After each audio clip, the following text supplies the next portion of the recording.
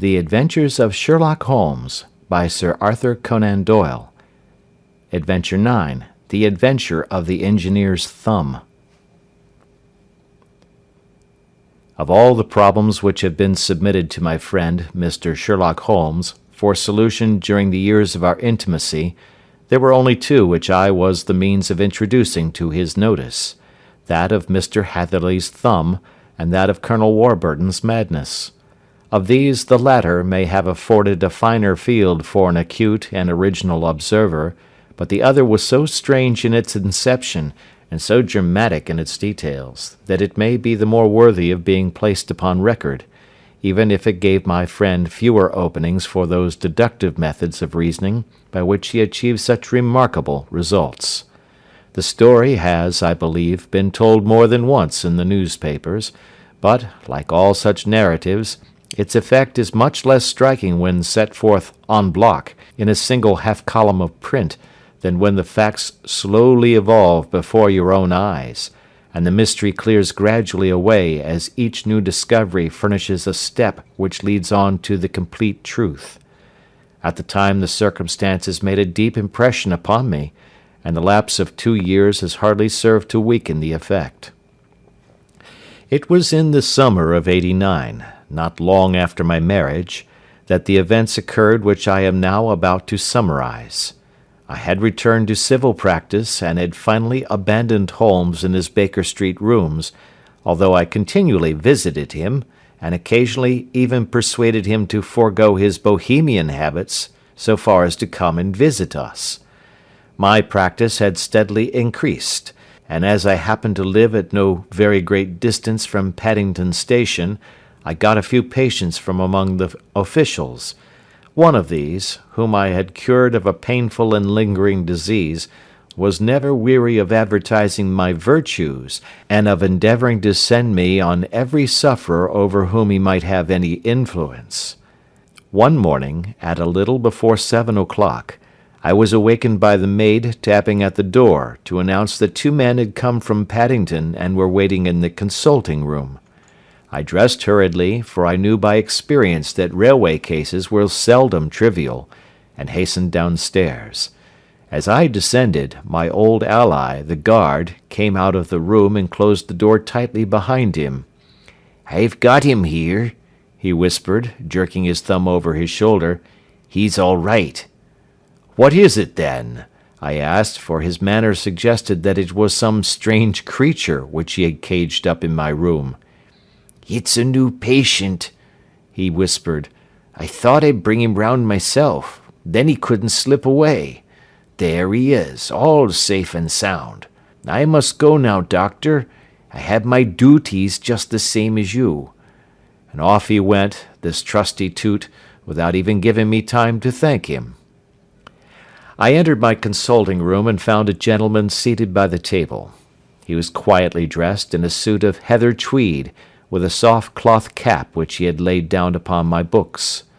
Round one of his hands he had a handkerchief wrapped, which was mottled all over with blood stains.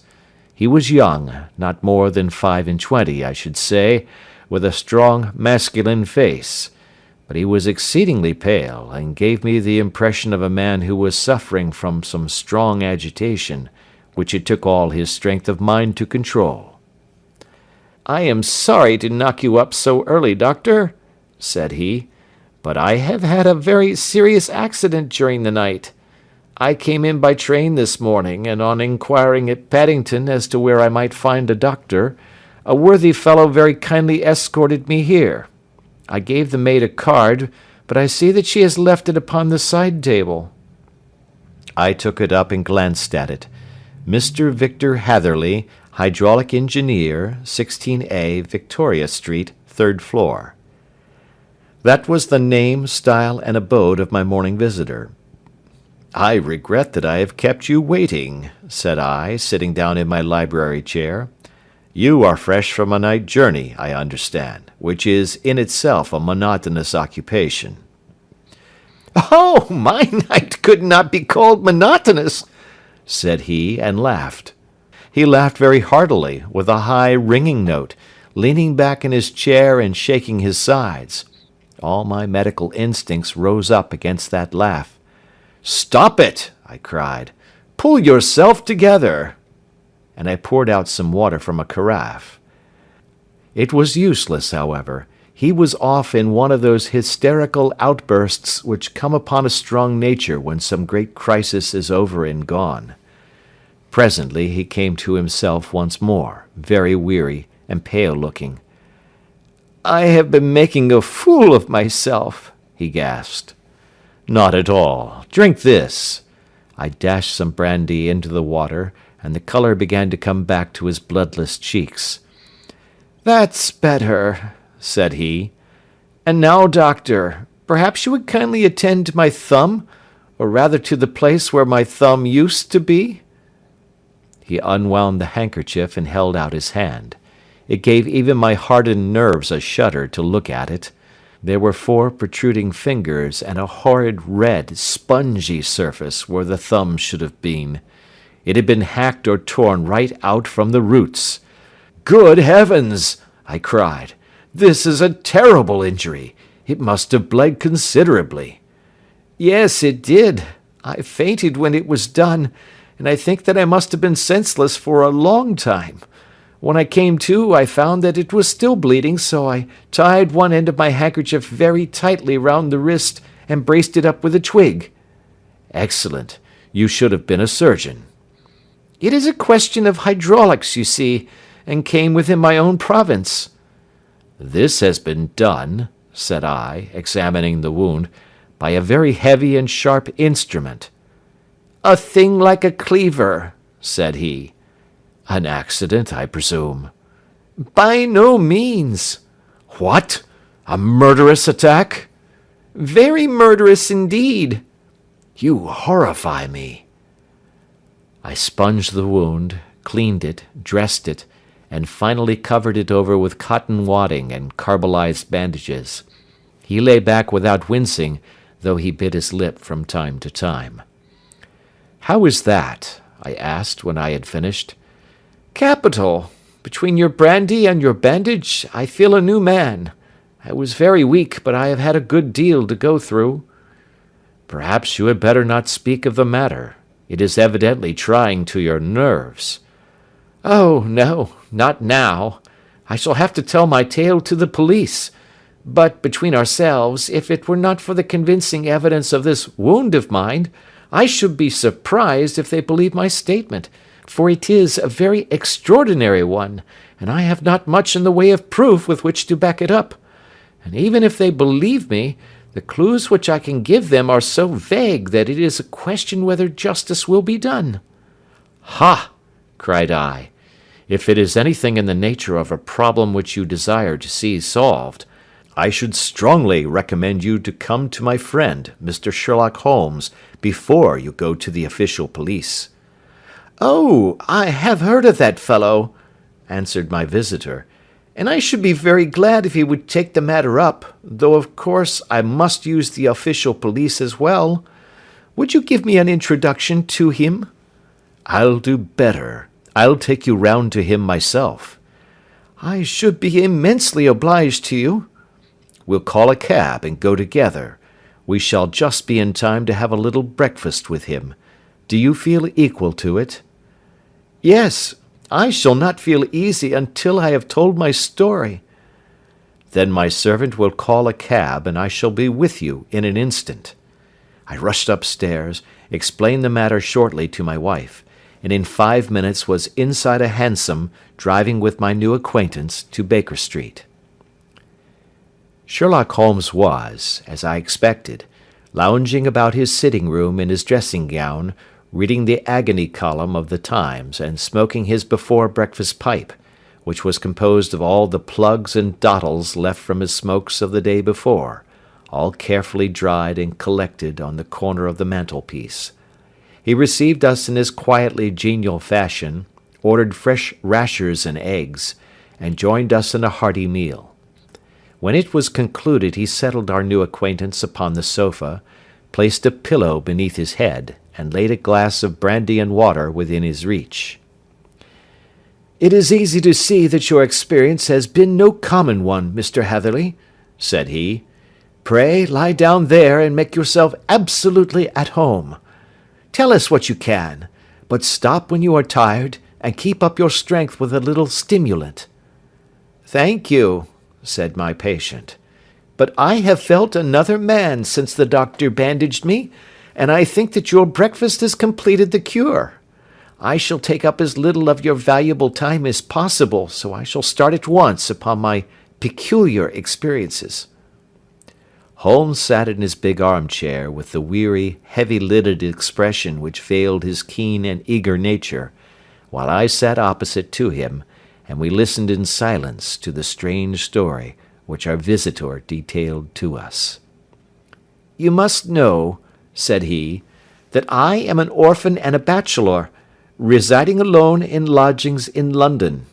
By profession I am a hydraulic engineer, and I have had considerable experience of my work during the 7 years that I was apprenticed to Venner and Matheson, the well-known firm of Greenwich. 2 years ago, having served my time, and having also come into a fair sum of money through my poor father's death, I determined to start in business for myself, and took professional chambers in Victoria Street. I suppose that everyone finds his first independent start in business a dreary experience. To me, it has been exceptionally so. During 2 years I have had 3 consultations and 1 small job, and that is absolutely all that my profession has brought me. My gross takings amount to £27 10s. Every day, from 9 in the morning until 4 in the afternoon, I waited in my little den, until at last my heart began to sink, and I came to believe that I should never have any practice at all. Yesterday, however, just as I was thinking of leaving the office, my clerk entered to say there was a gentleman waiting, who wished to see me upon business. He brought up a card, too, with the name of Colonel Lysander Stark engraved upon it. Close at his heels came the colonel himself, a man rather over the middle size, but of an exceeding thinness. I do not think that I have ever seen so thin a man. His whole face sharpened away into nose and chin, and the skin of his cheeks was drawn quite tense over his outstanding bones. Yet this emaciation seemed to be his natural habit, and due to no disease, for his eye was bright, his step brisk, and his bearing assured. He was plainly but neatly dressed, and his age, I should judge, would be nearer 40 than 30. "Mr. Hatherley," said he, with something of a German accent, "you have been recommended to me, Mr. Hatherley, as being a man who is not only proficient in his profession, but is also discreet and capable of preserving a secret." I bowed, feeling as flattered as any young man would at such an address. "May I ask who it was who gave me so good a character?" "Well, perhaps it is better that I should not tell you that just at this moment. I have it from the same source that you are both an orphan and a bachelor, and are residing alone in London." "That is quite correct," I answered, "but you will excuse me if I say that I cannot see how all this bears upon my professional qualifications. I understand that it was on a professional matter that you wished to speak to me?" "Undoubtedly so, but you will find that all I say is really to the point. I have a professional commission for you, but absolute secrecy is quite essential. Absolute secrecy, you understand, and of course we may expect that more from a man who is alone than from one who lives in the bosom of his family." "If I promise to keep a secret," said I, "you may absolutely depend upon my doing so." He looked very hard at me as I spoke, and it seemed to me that I had never seen so suspicious and questioning an eye. "Do you promise, then?" said he at last. "Yes, I promise."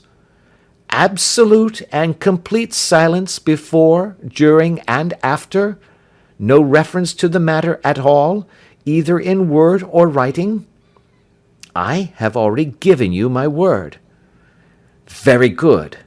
He suddenly sprang up, and darting like lightning across the room, he flung open the door. The passage outside was empty. "That's all right," said he, coming back. "I know that clerks are sometimes curious as to their master's affairs. Now we can talk in safety." He drew up his chair very close to mine, and began to stare at me again with the same questioning and thoughtful look. A feeling of repulsion, and of something akin to fear, had begun to rise within me at the strange antics of this fleshless man. Even my dread of losing a client could not restrain me from showing my impatience. "I beg that you will state your business, sir," said I. "My time is of value." Heaven forgive me for that last sentence, but the words came to my lips. "How would 50 guineas for a night's work suit you?" he asked. "Most admirably." "I say a night's work, but an hour's would be nearer the mark. I simply want your opinion about a hydraulic stamping machine which has got out of gear. If you show us what is wrong, we shall soon set it right ourselves. What do you think of such a commission as that?" "The work appears to be light and the pay munificent." "Precisely so. We shall want you to come to-night by the last train." "Where to?" "To Iford in Berkshire. It is a little place near the borders of Oxfordshire, and within 7 miles of Reading. There is a train from Paddington which would bring you there at about 11:15. "Very good." "I shall come down in a carriage to meet you." "There is a drive, then?" "Yes, our little place is quite out in the country.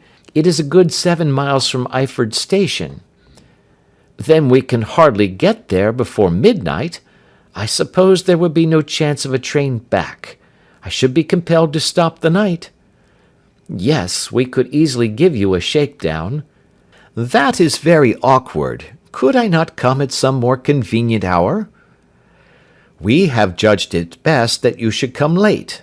It is to recompense you for any inconvenience that we are paying to you, a young and unknown man, a fee which would buy an opinion from the very heads of your profession. Still, of course, if you would like to draw out of the business, there is plenty of time to do so." I thought of the 50 guineas, and of how useful they would be to me. "Not at all," said I. "I shall be very happy to accommodate myself to your wishes. I should like, however, to understand a little more clearly what it is that you wish me to do." "Quite so. It is very natural that the pledge of secrecy which we have exacted from you should have aroused your curiosity. I have no wish to commit you to anything without your having it all laid before you. I suppose that we are absolutely safe from eavesdroppers?" "Entirely." "Then the matter stands thus. You are probably aware that Fuller's earth is a valuable product, and that it is only found in 1 or 2 places in England?" "I have heard so." "Some little time ago I bought a small place, a very small place, within 10 miles of Reading. I was fortunate enough to discover that there was a deposit of Fuller's earth in one of my fields. On examining it, however, I found that this deposit was a comparatively small one, and that it formed a link between 2 very much larger ones upon the right and left, both of them, however, in the grounds of my neighbours. These good people were absolutely ignorant that their land contained that which was quite as valuable as a gold mine. Naturally, it was to my interest to buy their land before they discovered its true value, but unfortunately I had no capital by which I could do this. I took a few of my friends into the secret, however, and they suggested that we should quietly and secretly work our own little deposit, and that in this way we should earn the money which would enable us to buy the neighbouring fields. This we have now been doing for some time, and in order to help us in our operations, we erected a hydraulic press. This press, as I have already explained, has got out of order, and we wish your advice upon the subject. We guard our secret very jealously, however, and if it once became known that we had hydraulic engineers coming to our little house, it would soon rouse inquiry, and then, if the facts came out, It would be good-bye to any chance of getting these fields and carrying out our plans. That is why I have made you promise me that you will not tell a human being that you are going to Iford tonight. I hope that I make it all plain?" "I quite follow you," said I. "The only point which I could not quite understand was what use you could make of a hydraulic press in excavating fuller's earth, which, as I understand, is dug out like gravel from a pit." "Ah," said he carelessly, "we have our own process. We compress the earth into bricks, so as to remove them without revealing what they are. But that is a mere detail. I have taken you fully into my confidence now, Mr. Hatherley, and I have shown you how I trust you." He rose as he spoke. "I shall expect you, then, at Iford at 11:15. "I shall certainly be there." "And not a word to a soul." He looked at me with a last long, questioning gaze, and then, pressing my hand in a cold, dank grasp, he hurried from the room. Well, when I came to think it all over in cool blood, I was very much astonished, as you may both think, at this sudden commission which has been entrusted to me. On the one hand, of course, I was glad, for the fee was at least tenfold what I should have asked had I set a price upon my own services, and it was possible that this order might lead to other ones. On the other hand, the face and manner of my patron had made an unpleasant impression upon me, and I could not think that his explanation of the fuller's earth was sufficient to explain the necessity of my coming at midnight, and his extreme anxiety lest I should tell any one of my errand. However, I threw all fears to the winds, ate a hearty supper, drove to Paddington, and started off, having obeyed to the letter the injunction as to holding my tongue. At Reading, I had to change not only my carriage but my station. However, I was in time for the last train to Iford, and I reached the little dim-lit station after 11 o'clock. I was the only passenger who got out there, and there was no one upon the platform save a single sleepy porter with a lantern. As I passed out through the wicket gate, however, I found my acquaintance of the morning waiting in the shadow upon the other side. Without a word he grasped my arm and hurried me into a carriage, the door of which was standing open. He drew up the windows on either side, tapped on the woodwork, and away we went as fast as the horse could go. "One horse?" interjected Holmes. "Yes, only one." "Did you observe the colour?" "Yes, I saw it by the side lights when I was stepping into the carriage. It was a chestnut." "Tired looking or fresh?" "Oh, fresh and glossy." "Thank you. I am sorry to have interrupted you. Pray continue your most interesting statement." "Away we went then, and we drove for at least an hour. Colonel Lysander Stark had said that it was only 7 miles, but I should think, from the rate that we seemed to go, and from the time that we took, that it must have been nearer 12. He sat at my side in silence all the time, and I was aware, more than once when I glanced in his direction, that he was looking at me with great intensity. The country road seemed to be not very good in that part of the world, for we lurched and jolted terribly. I tried to look out of the windows to see something of where we were, but they were made of frosted glass, and I could make out nothing save the occasional bright blur of a passing light. Now and then I hazarded some remark to break the monotony of the journey, but the colonel answered only in monosyllables, and the conversation soon flagged. At last, however, the bumping of the road was exchanged for the crisp smoothness of a gravelled drive, and the carriage came to a stand. Colonel Lysander Stark sprang out, and, as I followed after him, pulled me swiftly into a porch which gaped in front of us. We stepped, as it were, right out of the carriage and into the hall, so that I failed to catch the most fleeting glance of the front of the house. The instant that I had crossed the threshold, the door slammed heavily behind us, and I heard faintly the rattle of the wheels as the carriage drove away. It was pitch dark inside the house, and the colonel fumbled about looking for matches and muttering under his breath.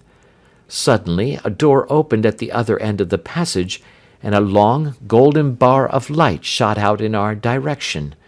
It grew broader, and a woman appeared with a lamp in her hand, which she held above her head, pushing her face forward and peering at us. I could see that she was pretty, and from the gloss with which the light shone upon her dark dress, I knew that it was a rich material. She spoke a few words in a foreign tongue, in a tone as though asking a question, and when my companion answered in a gruff monosyllable, she gave such a start that the lamp nearly fell from her hand. Colonel Stark went up to her, whispered something in her ear, and then, pushing her back into the room from whence she had come, he walked towards me again with the lamp in his hand. "Perhaps you will have the kindness to wait in this room for a few minutes," said he, throwing open another door. It was a quiet, little, plainly furnished room, with a round table in the centre, on which several German books were scattered. Colonel Stark laid down the lamp on the top of a harmonium beside the door. "I shall not keep you waiting an instant," said he, and vanished into the darkness. I glanced at the books upon the table, and in spite of my ignorance of German I could see that 2 of them were treatises on science, the others being volumes of poetry. Then I walked across to the window, hoping that I might catch some glimpse of the countryside, but an oak shutter, heavily barred, was folded across it. It was a wonderfully silent house. There was an old clock ticking loudly somewhere in the passage, but otherwise everything was deadly still. A vague feeling of uneasiness began to steal over me. Who were these German people, and what were they doing living in this strange, out-of-the-way place? And where was the place? I was 10 miles or so from Iford, that was all I knew, but whether north, south, east, or west, I had no idea. For that matter, Reading, and possibly other large towns, were within that radius, so the place might not be so secluded after all. Yet it was quite certain, from the absolute stillness, that we were in the country. I paced up and down the room, humming a tune under my breath to keep up my spirits, and feeling that I was thoroughly earning my 50-guinea fee. Suddenly, without any preliminary sound in the midst of the utter stillness, the door of my room swung slowly open. The woman was standing in the aperture, the darkness of the hall behind her, the yellow light from my lamp beating upon her eager and beautiful face. I could see at a glance that she was sick with fear, and the sight sent a chill to my own heart. She held up one shaking finger to warn me to be silent, and she shot a few whispered words of broken English at me, her eyes glancing back, like those of a frightened horse, into the gloom behind her. "I would go," said she, trying hard, as it seemed to me, to speak calmly. "I would go. I should not stay here. There is no good for you to do." "But, madam," said I have not yet done what I came for. I cannot possibly leave until I have seen the machine." "It is not worth your while to wait," she went on. "You can pass through the door. No one hinders." And then, seeing that I smiled and shook my head, she suddenly threw aside her constraint and made a step forward, with her hands wrung together. "For the love of heaven," she whispered, "get away from here before it is too late." But I am somewhat headstrong by nature, and the more ready to engage in an affair when there is some obstacle in the way. I thought of my 50-guinea fee, of my wearisome journey, and of the unpleasant night which seemed to be before me. Was it all to go for nothing? Why should I slink away without having carried out my commission, and without the payment which was my due? This woman might, for all I knew, be a monomaniac. With a stout bearing, therefore, though her manner had shaken me more than I cared to confess, I still shook my head, and declared my intention of remaining where I was. She was about to renew her entreaties, when a door slammed overhead, and the sound of several footsteps was heard upon the stairs. She listened for an instant, threw up her hands with a despairing gesture, and vanished as suddenly and as noiselessly as she had come. The newcomers were Colonel Lysander Stark, and a short, thick man with a chinchilla beard growing out of the creases of his double chin, who was introduced to me as Mr. Fergusson. "This is my secretary and manager," said the colonel. "By the way, I was under the impression that I left this door shut just now. I fear that you have felt the draught." "On the contrary," said I opened the door myself because I felt the room to be a little close." He shot one of his suspicious looks at me. "Perhaps we had better proceed to business, then," said he. "Mr. Fergusson and I will take you up to see the machine." "I had better put my hat on, I suppose." "Oh, no, it is in the house." "What? You dig fuller's earth in the house?" "No, no, this is only where we compress it. But never mind that. All we wish you to do is to examine the machine, and to let us know what is wrong with it." We went upstairs together, the colonel first with the lamp, the fat manager and I behind him. It was a labyrinth of an old house, with corridors, passages, narrow winding staircases, and little low doors, the thresholds of which were hollowed out by the generations who had crossed them. There were no carpets, and no signs of any furniture above the ground floor, while the plaster was peeling off the walls, and the damp was breaking through in green, unhealthy blotches. I tried to put on as unconcerned an air as possible, but I had not forgotten the warnings of the lady, even though I disregarded them, and I kept a keen eye upon my two companions. Fergusson appeared to be a morose and silent man, but I could see from the little that he said that he was at least a fellow countryman. Colonel Lysander Stark stopped at last before a low door, which he unlocked. Within was a small, square room, in which the three of us could hardly get at one time. Fergusson remained outside, and the colonel ushered me in. "We are now," said he, "actually within the hydraulic press, and it would be a particularly unpleasant thing for us if anyone were to turn it on. The ceiling of this small chamber is really the end of the descending piston, and it comes down with the force of many tons upon this metal floor. There are small lateral columns of water outside which receive the force, and which transmit and multiply it in the manner which is familiar to you.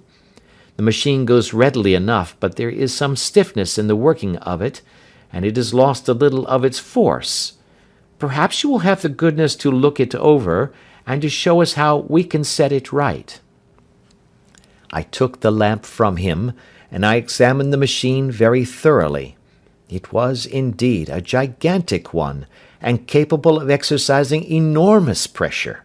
When I passed outside, however, and pressed down the levers which controlled it, I knew at once by the whishing sound that there was a slight leakage, which allowed a regurgitation of water through one of the side cylinders. An examination showed that one of the india rubber bands which was round the head of a driving rod had shrunk so as to not quite fill the socket along which it worked. This was clearly the cause of the loss of power, and I pointed it out to my companions, who followed my remarks very carefully and asked several practical questions as to how they should proceed to set it right. When I had made it clear to them, I returned to the main chamber of the machine, and took a good look at it to satisfy my own curiosity. It was obvious at a glance that the story of the fuller's earth was the merest fabrication, for it would be absurd to suppose that so powerful an engine could be designed for so inadequate a purpose. The walls were of wood, but the floor consisted of a large iron trough, and when I came to examine it, I could see a crust of metallic deposit all over it. I had stooped and was scraping at this to see exactly what it was, when I heard a muttered exclamation in German, and saw the cadaverous face of the colonel looking down at me. "What are you doing there?" he asked. I felt angry at having been tricked by so elaborate a story as that which he had told me. "I was admiring your fuller's earth," said I. I think that I should be better able to advise you as to your machine if I knew what the exact purpose was for which it was used." The instant that I uttered the words, I regretted the rashness of my speech. His face set hard, and a baleful light sprang up in his grey eyes.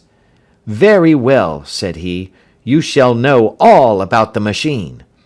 He took a step backward, slammed the little door, and turned the key in the lock. I rushed towards it and pulled at the handle, but it was quite secure, and did not give in the least to my kicks and shoves. "Hello!" I yelled. "Hullo! Colonel, let me out!" And then suddenly in the silence I heard a sound which set my heart into my mouth. It was the clank of the levers and the swish of the leaking cylinder. He had set the engine at work. The lamp still stood upon the floor where I had placed it when examining the trough. By its light I saw that the black ceiling was coming down upon me, slowly, jerkily, but, as none knew better than myself, with a force which must within a minute grind me to a shapeless pulp. I threw myself screaming against the door, and dragged with my nails at the lock. I implored the colonel to let me out, but the remorseless clanking of the levers drowned my cries. The ceiling was only a foot or two above my head, and with my hand upraised I could feel its hard, rough surface. Then it flashed through my mind that the pain of my death would depend very much upon the position in which I met it. If I lay on my face, the weight would come upon my spine, and I shuddered to think of that dreadful snap. Easier the other way, perhaps, and yet, had I the nerve to lie and look up at that deadly black shadow wavering down upon me? Already I was unable to stand erect, when my eye caught something which brought a gush of hope back to my heart. I have said that though the floor and ceiling were of iron, the walls were of wood. As I gave a last hurried glance around, I saw a thin line of yellow light between two of the boards, which broadened and broadened as a small panel was pushed backwards. For an instant I could hardly believe that here was indeed a door which led away from death. The next instant I threw myself through, and lay half fainting upon the other side. The panel had closed again behind me, but the crash of the lamp, and a few moments afterwards the clang of the two slabs of metal, told me how narrow had been my escape. I was recalled to myself by a frantic plucking at my wrist, and I found myself lying upon the stone floor of a narrow corridor, while a woman bent over me and tugged at me with her left hand, while she held a candle in her right. It was the same good friend whose warning I had so foolishly rejected. "Come, come," she cried breathlessly. "They will be here in a moment. They will see that you are not there. Oh, do not waste the so precious time, but come." This time, at least, I did not scorn her advice. I staggered to my feet, and ran with her along the corridor and down a winding stair. The latter led to another broad passage, and just as we reached it we heard the sound of running feet and the shouting of two voices, one answering the other from the floor on which we were, and from the one beneath. My guide stopped and looked about her like one who is at her wit's end. Then she threw open a door which led into a bedroom, through the window of which the moon was shining brightly. "It is your only chance," said she. "It is high, but it may be that you can jump it." As she spoke, a light sprang into view at the further end of the passage, and I saw the lean figure of Colonel Lysander Stark rushing forward with a lantern in one hand and a weapon like a butcher's cleaver in the other. I rushed across the bedroom, flung open the window, and looked out. How quiet and sweet and wholesome the garden looked in the moonlight, and it could not be more than 30 feet down. I clambered out upon the sill, but I hesitated to jump until I should have heard what passed between my saviour and the ruffian who pursued me. If she were ill used, then at any risks I was determined to go back to her assistance. The thought had hardly flashed through my mind before he was at the door, pushing his way past her, and she threw her arms round him and tried to hold him back. "Fritz, Fritz," she cried in English, "remember your promise after the last time. You said it should not be again. He will be silent. Oh, he will be silent!" "You are mad, Elise," he shouted, struggling to break away from her. "You will be the ruin of us. He has seen too much. Let me pass, I say." He dashed her to one side, and rushing to the window, cut at me with his heavy weapon. I had let myself go, and was hanging by the hands to the sill, when his blow fell. I was conscious of a dull pain, my grip loosened, and I fell into the garden below. I was shaken, but not hurt by the fall, so I picked myself up and rushed off among the bushes as hard as I could run, for I understood that I was far from being out of danger yet. Suddenly, however, as I ran, a deadly dizziness and sickness came over me. I glanced down at my hand, which was throbbing painfully, and then for the first time saw that my thumb had been cut off, and that the blood was pouring from my wound.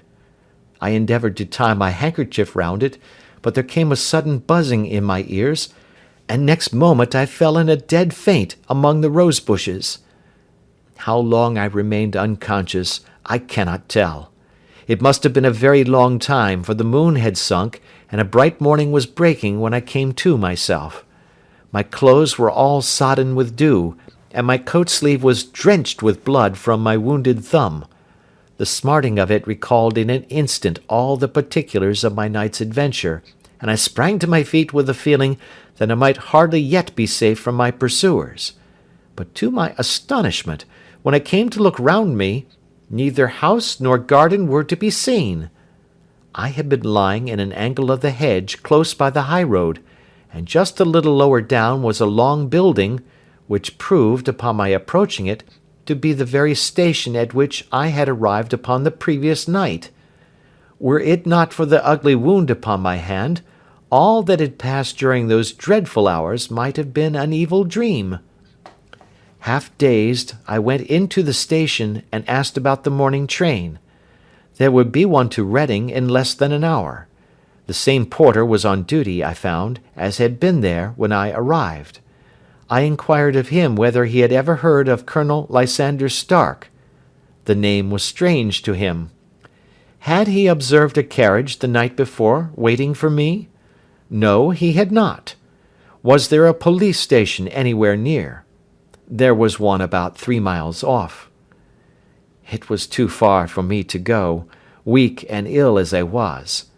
I determined to wait until I got back to town before telling my story to the police. It was a little past 6 when I arrived, so I went first to have my wound dressed, and then the doctor was kind enough to bring me along here. I put the case into your hands, and shall do exactly what you advise." We both sat in silence for some little time after listening to this extraordinary narrative. Then Sherlock Holmes pulled down from the shelf one of the ponderous commonplace books in which he placed his cuttings. "Here is an advertisement which will interest you," said he. "It appeared in all the papers about a year ago. Listen to this. 'Lost, on the 9th instant, Mr. Jeremiah Hayling, aged 26, a hydraulic engineer. Left his lodgings at 10 o'clock at night, and has not been heard of since. Was dressed in, etc., etc.' Ha! That represents the last time that the Colonel needed to have his machine overhauled, I fancy." "Good heavens!" cried my patient. "Then that explains what the girl said." "Undoubtedly. It is quite clear that the Colonel was a cool and desperate man, who was absolutely determined that nothing should stand in the way of his little game, like those out-and-out pirates who will leave no survivor from a captured ship. Well, every moment now is precious, so if you feel equal to it, we shall go down to Scotland Yard at once as a preliminary to starting for Iford." Some 3 hours or so afterwards we were all in the train together, bound from Reading to the little Berkshire village. There were Sherlock Holmes, the hydraulic engineer, Inspector Bradstreet of Scotland Yard, a plain-clothes man, and myself. Bradstreet had spread an ordnance map of the county out upon the seat, and was busy with his compasses drawing a circle with Iford for its centre. "There you are," said he. "That circle is drawn at a radius of 10 miles from the village. The place we want must be somewhere near that line. You said 10 miles, I think, sir?" "It was an hour's good drive." "And you think that they brought you back all that way when you were unconscious?" "They must have done so. I have a confused memory, too, of having been lifted and conveyed somewhere." "What I cannot understand," said I, "is why they should have spared you when they found you lying fainting in the garden. Perhaps the villain was softened by the woman's entreaties." "I hardly think that likely. I never saw a more inexorable face in my life." "Oh, we shall soon clear up all that," said Bradstreet. "Well, I have drawn my circle, and I only wish I knew at what point upon it the folk that we are in search of are to be found." "I think I could lay my finger on it," said Holmes quietly. "Really now," cried the inspector, "you have formed your opinion. Come now, we shall see who agrees with you. I say it is south, for the country is more deserted there." "And I say east," said my patient. "I am for west," remarked the plain-clothes man. "There are several quiet little villages up there." "And I am for north," said I, "because there are no hills there, and our friend says he did not notice the carriage go up any." "Come," cried the inspector, laughing, "it's a very pretty diversity of opinion. We have boxed the compass among us. Who do you give your casting vote to?" "You are all wrong." "But we can't all be." "Oh, yes, you can. This is my point." He placed his finger in the center of the circle. "This is where we shall find them." "But the 12-mile drive?" gasped Hatherley. 6 out and 6 back. Nothing simpler. You say yourself that the horse was fresh and glossy when you got in. How could it be that it had gone 12 miles over heavy roads?" "Indeed, it is a likely ruse enough," observed Bradstreet thoughtfully. "Of course, there can be no doubt as to the nature of this gang." "None at all," said Holmes. "They are coiners on a large scale, and have used the machine to form the amalgam which has taken the place of silver." "We have known for some time that a clever gang was at work," said the inspector. "They have been turning out half-crowns by the thousand. We even traced them as far as Reading, but could get no farther, for they had covered their traces in a way that showed that they were very old hands. But now, thanks to this lucky chance, I think that we have got them right enough." But the inspector was mistaken, for those criminals were not destined to fall into the hands of justice. As we rolled into Iford station, we saw a gigantic column of smoke which streamed up from behind a small clump of trees in the neighbourhood, and hung like an immense ostrich feather over the landscape. "A house on fire?" asked Bradstreet, as the train steamed off again on its way. "Yes, sir," said the station master. "When did it break out?" "I hear that it was during the night, sir, but it has got worse, and the whole place is in a blaze." "Whose house is it?" "Dr. Betcher's." "Tell me," broke in the engineer, "is Dr. Betcher a German, very thin, with a long sharp nose?" The station master laughed heartily. "No, sir. Dr. Betcher is an Englishman, and there isn't a man in the parish who has a better lined waistcoat. But he has a gentleman staying with him, a patient, as I understand, who is a foreigner, and he looks as if a little good Berkshire beef would do him no harm." The station master had not finished his speech before we were all hastening in the direction of the fire. The road topped a low hill, and there was a great widespread whitewashed building in front of us, spouting fire at every chink and window, while in the garden in front 3 fire engines were vainly striving to keep the flames under. "That's it!" cried Hatherley in intense excitement. "There is the gravel drive, and there are the rose bushes where I lay. That second window is the one that I jumped from." "Well, at least," said Holmes, "you have had your revenge upon them. There can be no question that it was your oil lamp which, when it was crushed in the press, set fire to the wooden walls, though no doubt they were too excited in the chase after you to observe it at the time. Now keep your eyes open in this crowd for your friends of last night, though I very much fear that they are a good 100 miles off by now." And Holmes's fears came to be realized, for from that day to this no word has ever been heard either of the beautiful woman, the sinister German, or the morose Englishman.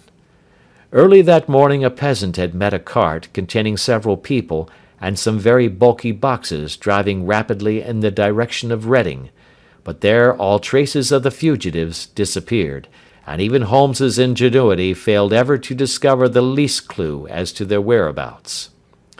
The firemen had been much perturbed at the strange arrangements which they had found within, and still more so by discovering a newly severed human thumb upon a window-sill of the second floor.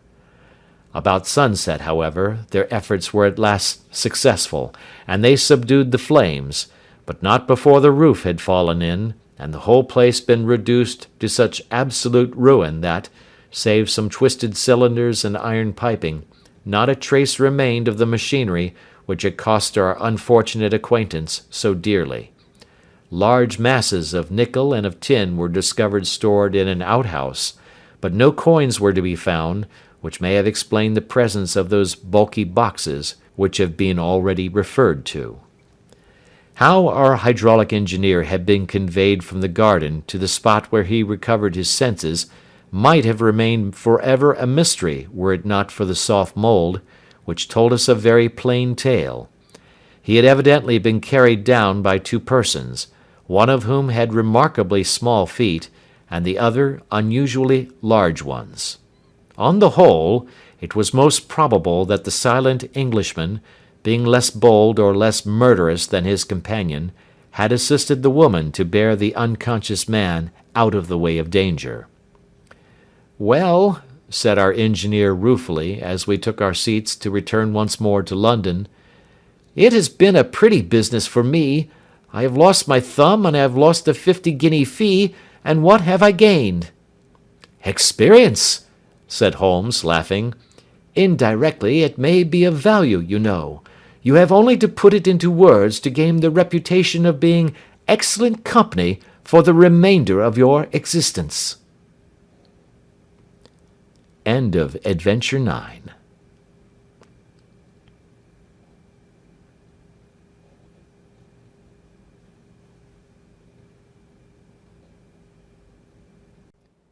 The Adventures of Sherlock Holmes by Sir Arthur Conan Doyle. Adventure 10. The Adventure of the Noble Bachelor.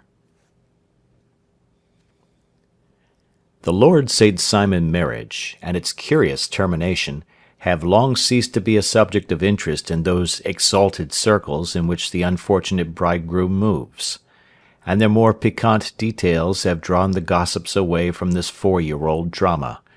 As I have reason to believe, however, that the full facts have never been revealed to the general public, and as my friend Sherlock Holmes had a considerable share in clearing the matter up, I feel that no memoir of him would be complete without some little sketch of this remarkable episode. It was a few weeks before my own marriage, during the days when I was still sharing rooms with Holmes in Baker Street, that he came home from an afternoon stroll to find a letter on the table waiting for him.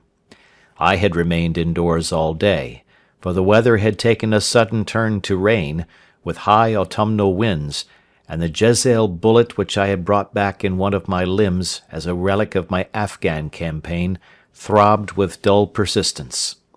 With my body in one easy chair and my legs upon another, I had surrounded myself with a cloud of newspapers, until at last, saturated with the news of the day, I tossed them all aside and lay listless, watching the huge crest and monogram upon the envelope upon the table, and wondering lazily who my friend's noble correspondent could be. "Here is a very fashionable epistle," I remarked as he entered. "Your morning letters, if I remember right, were from a fishmonger and a tide-waiter." "Yes, my correspondence has certainly the charm of variety," he answered, smiling, "and the humbler are usually the more interesting. This looks like one of those unwelcome social summonses which call upon a man either to be bored or to lie." He broke the seal and glanced over the contents. "Oh, come, it may prove to be something of interest after all." "Not social, then?" "No, distinctly professional." "And from a noble client?" "One of the highest in England." "My dear fellow, I congratulate you." "I assure you, Watson, without affectation, that the status of my client is a matter of less moment to me than the interest of his case. It is just possible, however, that also may not be wanting in this new investigation. You have been reading the papers diligently of late, have you not?" "It looks like it," said I ruefully, pointing to a huge bundle in the corner. "I have had nothing else to do." "It is fortunate, for you will perhaps be able to post me up. I read nothing except the criminal news and the agony column. The latter is always instructive. But if you have followed recent events so closely, you must have read about Lord St. Simon and his wedding?" "Oh, yes, with the deepest interest." "That is well. The letter which I hold in my hand is from Lord St. Simon. I will read it to you, and in return you must turn over these papers and let me have whatever bears upon the matter. This is what he says: "My dear Mr. Sherlock Holmes, Lord Backwater tells me that I may place implicit reliance upon your judgment and discretion. I have determined, therefore, to call upon you and to consult you in reference to the very painful event which has occurred in connection with my wedding. Mr. Lestrade, of Scotland Yard, is acting already in the matter, but he assures me that he sees no objection to your cooperation, and that he even thinks that it might be of some assistance. I will call at 4 o'clock in the afternoon, and should you have any other engagement at that time, I hope that you will postpone it, as this matter is of paramount importance. Yours faithfully, St. Simon." It is dated from Grosvenor Mansions, written with a quill pen, and the noble lord has had the misfortune to get a smear of ink upon the outer side of his right little finger," remarked Holmes as he folded up the epistle. "He says 4 o'clock. It is 3 now. He will be here in an hour." "Then I have just time, with your assistance, to get clear upon the subject. Turn over those papers and arrange the extracts in their order of time, while I take a glance as to who our client is." He picked a red-covered volume from a line of books of reference beside the mantelpiece. "Here he is," said he, sitting down and flattening out upon his knee. "Lord Robert Walsingham de Vere St. Simon, second son of the Duke of Balmoral. Arms, azure, 3 caltrops in chief over a fess sable. Born in 1846. He's 41 years of age, which is mature for marriage. Was Under-Secretary for the Colonies in a late administration. The Duke, his father, was at one time Secretary for Foreign Affairs. They inherit Plantagenet blood by direct descent, and Tudor on the distaff side. Ha! Well, there is nothing very instructive in all this. I think that I must turn to you, Watson, for something more solid." "I have very little difficulty in finding what I want," said I, "for the facts are quite recent, and the matter struck me as remarkable.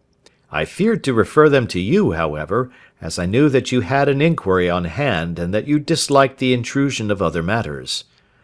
"Oh, you mean the little problem of the Grosvenor Square furniture van. That is quite cleared up now, though indeed it was obvious from the first.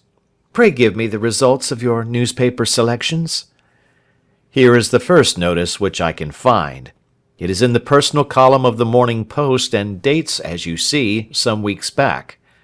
A marriage has been arranged, it says, and will, if rumour is correct, very shortly take place between Lord Robert St. Simon, second son of the Duke of Balmoral, and Miss Hattie Doran, the only daughter of Aloysius Doran, Esquire, of San Francisco, California, USA. That is all." "Terse and to the point," remarked Holmes, stretching his long thin legs towards the fire. "There was a paragraph amplifying this in one of the society papers of the same week. Ah, Here it is. There will soon be a call for protection in the marriage market, for the present free trade principle appears to tell heavily against our home product. One by one the management of the noble houses of Great Britain is passing into the hands of our fair cousins from across the Atlantic. An important addition has been made during the last week to the list of the prizes which have been borne away by these charming invaders. Lord St. Simon, who has shown himself for over 20 years proof against the little god's arrows, has now definitely announced his approaching marriage with Miss Hattie Doran, the fascinating daughter of a California millionaire. Miss Doran, whose graceful figure and striking face attracted much attention at the Westbury House festivities, is an only child, and is currently reported that her dowry will run to considerably over the 6 figures, with expectancies for the future. As it is an open secret that the Duke of Balmoral has been compelled to sell his pictures within the last few years, and as Lord St. Simon has no property of his own save the small estate of Birchmoor, it is obvious that the Californian heiress is not the only gainer by an alliance which will enable her to make the easy and common transition from a Republican lady to a British peeress. "Anything else?" asked Holmes, yawning. "Oh, yes, plenty. Then there is another note in the Morning Post to say that the marriage would be an absolutely quiet one, that it would be at St. George's, Hanover Square, that only half a dozen intimate friends would be invited, and that the party would return to the furnished house at Lancaster Gate which has been taken by Mr. Aloysius Doran. 2 days later, that is, on Wednesday last, there is a curt announcement that the wedding had taken place, and that the honeymoon would be passed at Lord Backwater's place, near Petersfield. Those are all the notices which appeared before the disappearance of the bride." "Before the what?" asked Holmes with a start. "The vanishing of the lady." "When did she vanish, then?" "At the wedding breakfast."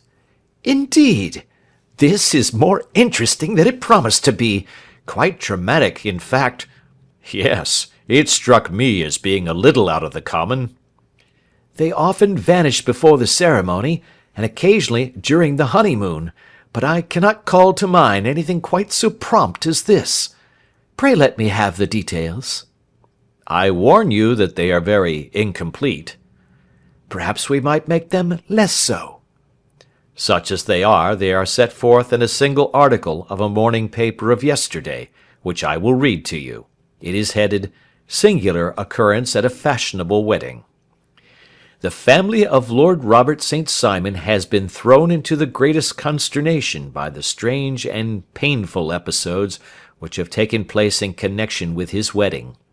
The ceremony, as shortly announced in the papers of yesterday, occurred on the previous morning, but it is only now that it has been possible to confirm the strange rumours which have been so persistently floating about.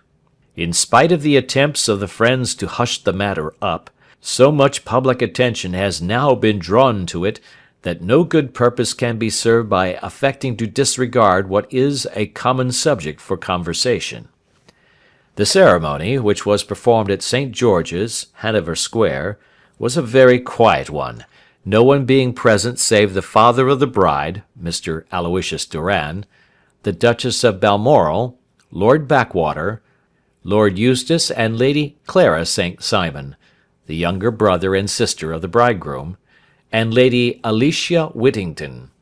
The whole party proceeded afterwards to the house of Mr. Aloysius Doran at Lancaster Gate, where breakfast had been prepared.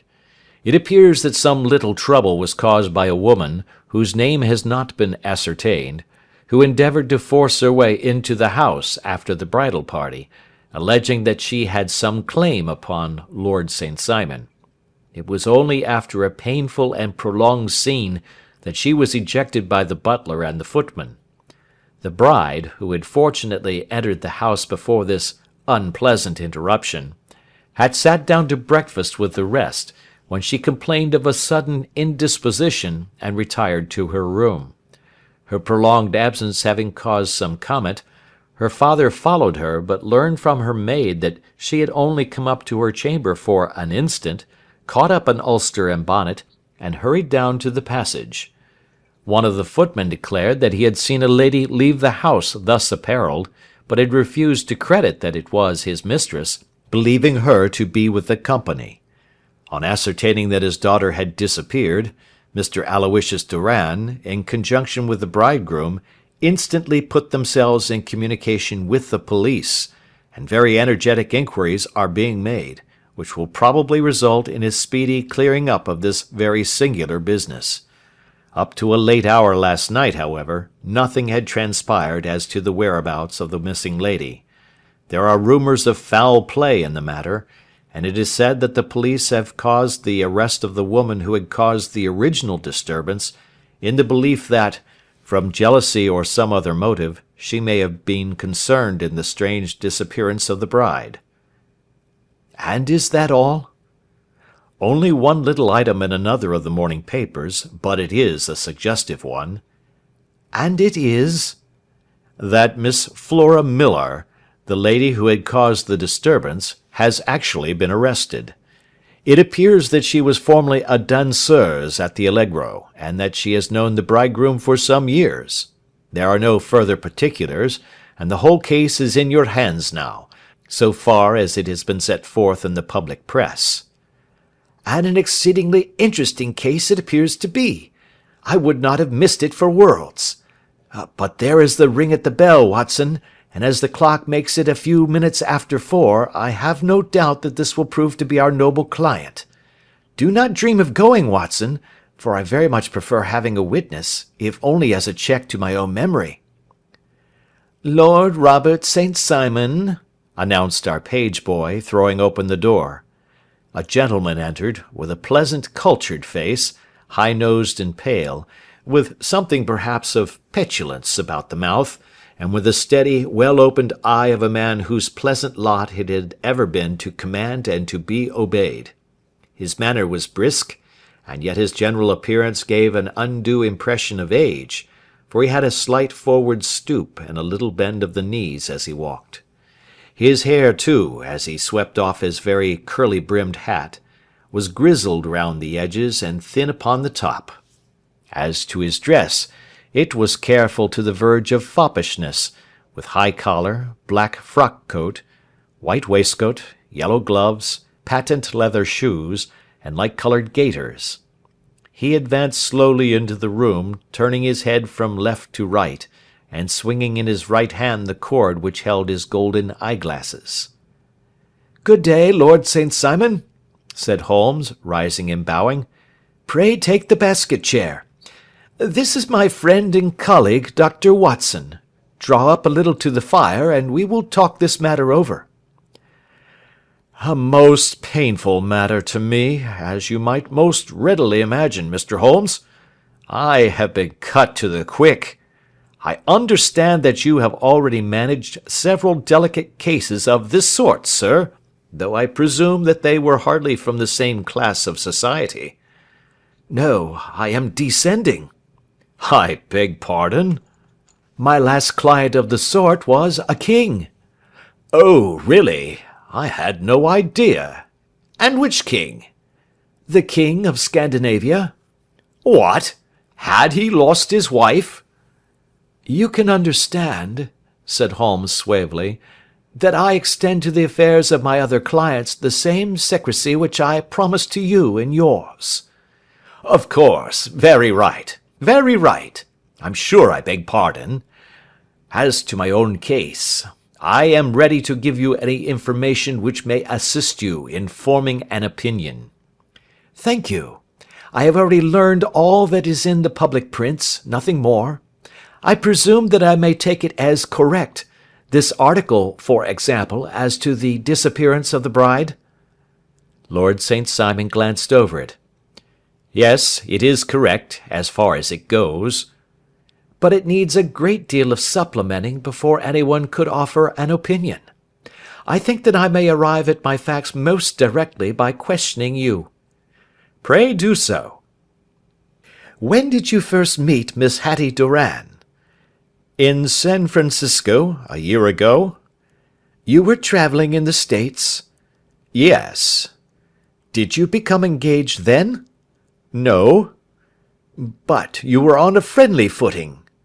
I was amused by her society, and she could see that I was amused. Her father is very rich? He is said to be the richest man on the Pacific slope. And how did he make his money? In mining. He had nothing a few years ago. Then he struck gold, invested it, and came up by leaps and bounds. Now, what is your own impression as to the young lady's, your wife's, character? The nobleman swung his glasses a little faster and stared down into the fire. You see, Mr. Holmes, said he, my wife was 20 before her father became a rich man.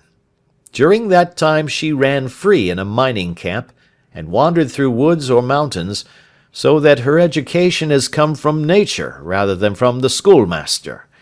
She is what we call in England a tomboy, with a strong nature, wild and free, unfettered by any sort of traditions. She is impetuous. Volcanic, I was about to say. She is swift in making up her mind and fearless in carrying out her resolutions. On the other hand, I would not have given her the name which I have the honour to bear. He gave a little stately cough. Had I not thought her to be at bottom a noble woman. I believe that she is capable of heroic self-sacrifice, and that anything dishonourable would be repugnant to her. Have you her photograph? I brought this with me. He opened a locket and showed us the full face of a very lovely woman. It was not a photograph, but an ivory miniature, and the artist had brought out the full effect of the lustrous black hair, the large dark eyes, and the exquisite mouth. Holmes gazed long and earnestly at it. Then he closed the locket and handed it back to Lord St. Simon. The young lady came to London, then, and you renewed your acquaintance? Yes, her father brought her over for this last London season. I met her several times, became engaged to her, and have now married her. She brought, I understand, a considerable dowry? A fair dowry, not more than is usual in my family. And this, of course, remains to you, since the marriage is a fait accompli? I really have made no inquiries on the subject. Very naturally not. Did you see Miss Doran on the day before the wedding? Yes. Was she in good spirits? Never better. She kept talking of what we should do in our future lives. Indeed, that is very interesting. And on the morning of the wedding? She was as bright as possible, at least until after the ceremony. And did you observe any change in her then? Well, to tell the truth, I saw then the first signs that I had ever seen, that her temper was just a little sharp. The incident, however, was too trivial to relate, and can have no possible bearing upon the case. Pray let us have it for all that. Oh, it is childish. She dropped her bouquet as we went towards the vestry. She was passing the front pew at the time, and it fell over into the pew. There was a moment's delay, but the gentleman in the pew handed it up to her again, and it did not appear to be the worse for the fall. Yet when I spoke to her of the matter, she answered me abruptly, and in the carriage on our way home she seemed absurdly agitated over this trifling cause. Indeed, you say that there was a gentleman in the pew. Some of the general public were present, then? Oh, yes, it is impossible to exclude them when the church is open. This gentleman was not one of your wife's friends? No, no. I call him a gentleman by courtesy, but he was quite a common-looking person. I hardly noticed his appearance. But really I think that we are wandering rather far from the point. Lady St. Simon, then, returned from the wedding in a less cheerful frame of mind than she had gone to it. What did she do on re-entering her father's house? I saw her in conversation with her maid. And who is her maid? Alice is her name. She is an American and came from California with her." "A confidential servant?" "A little too much so. It seemed to me that her mistress allowed her to take great liberties. Still, of course, in America they look upon these things in a different way." "How long did she speak to this Alice?" "Oh, a few minutes. I had something else to think of." "You did not overhear what they said?" "Lady St. Simon said something about jumping a claim. She was accustomed to use slang of the kind. I have no idea what she meant." "American slang is very expressive sometimes. And what did your wife do when she finished speaking to her maid?" "She walked into the breakfast room." "On your arm?" "No, alone. She was very independent in little matters like that. Then, after we had sat down for 10 minutes or so, she rose hurriedly, muttered some words of apology, and left the room. She never came back." "But this maid, Alice, as I understand, deposes that she went to her room, covered her bride's dress with a long ulster, put on a bonnet, and went out." "Quite so. And she was afterwards seen walking into Hyde Park in company with Flora Millar, a woman who is now in custody, and who had already made a disturbance at Mr. Durand's house that morning." "Ah, yes. I should like a few particulars as to this young lady, and your relations to her." Lord St. Simon shrugged his shoulders and raised his eyebrows. "We have been on a friendly footing for some years. I may say on a very friendly footing.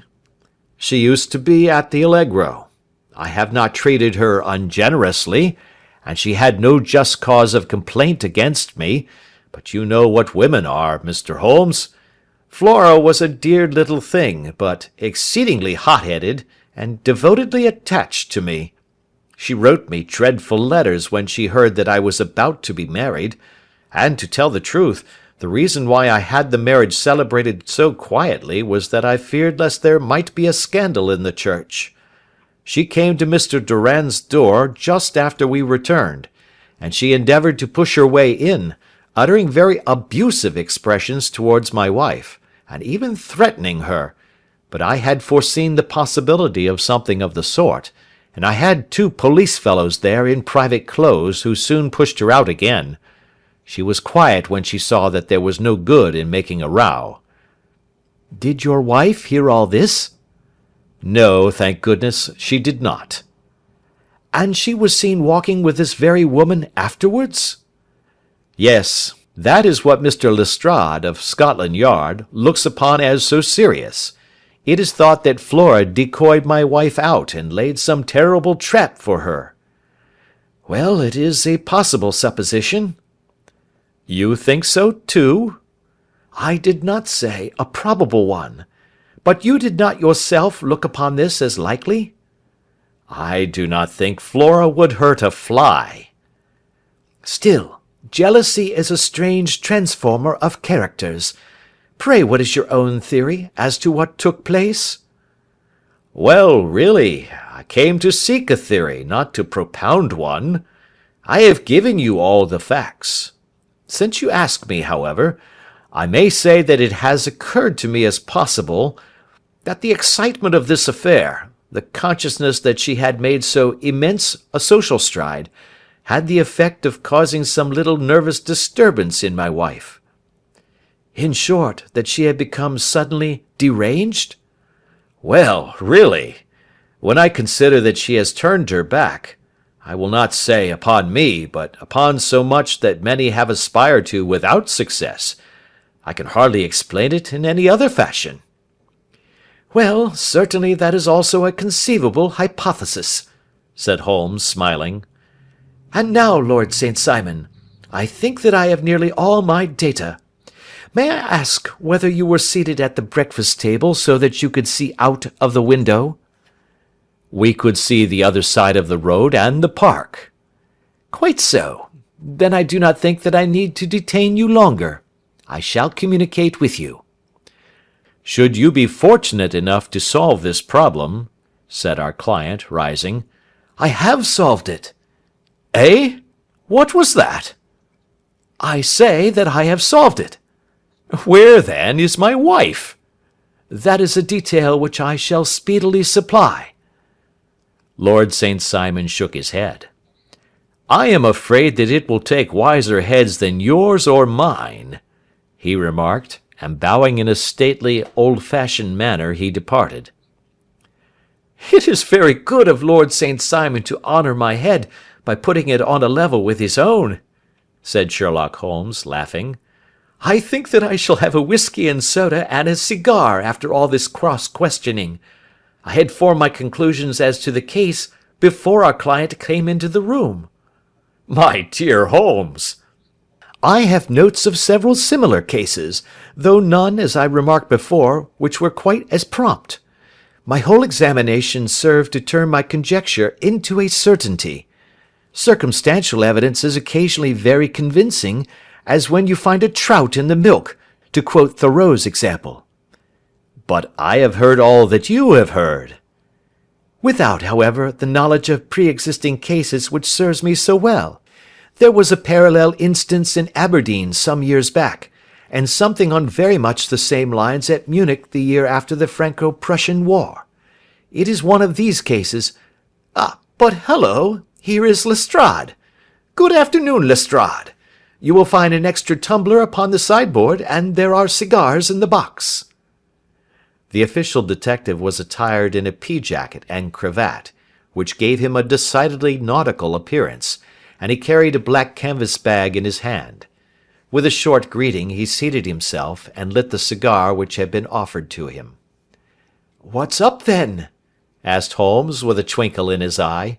"You look dissatisfied." "And I feel dissatisfied.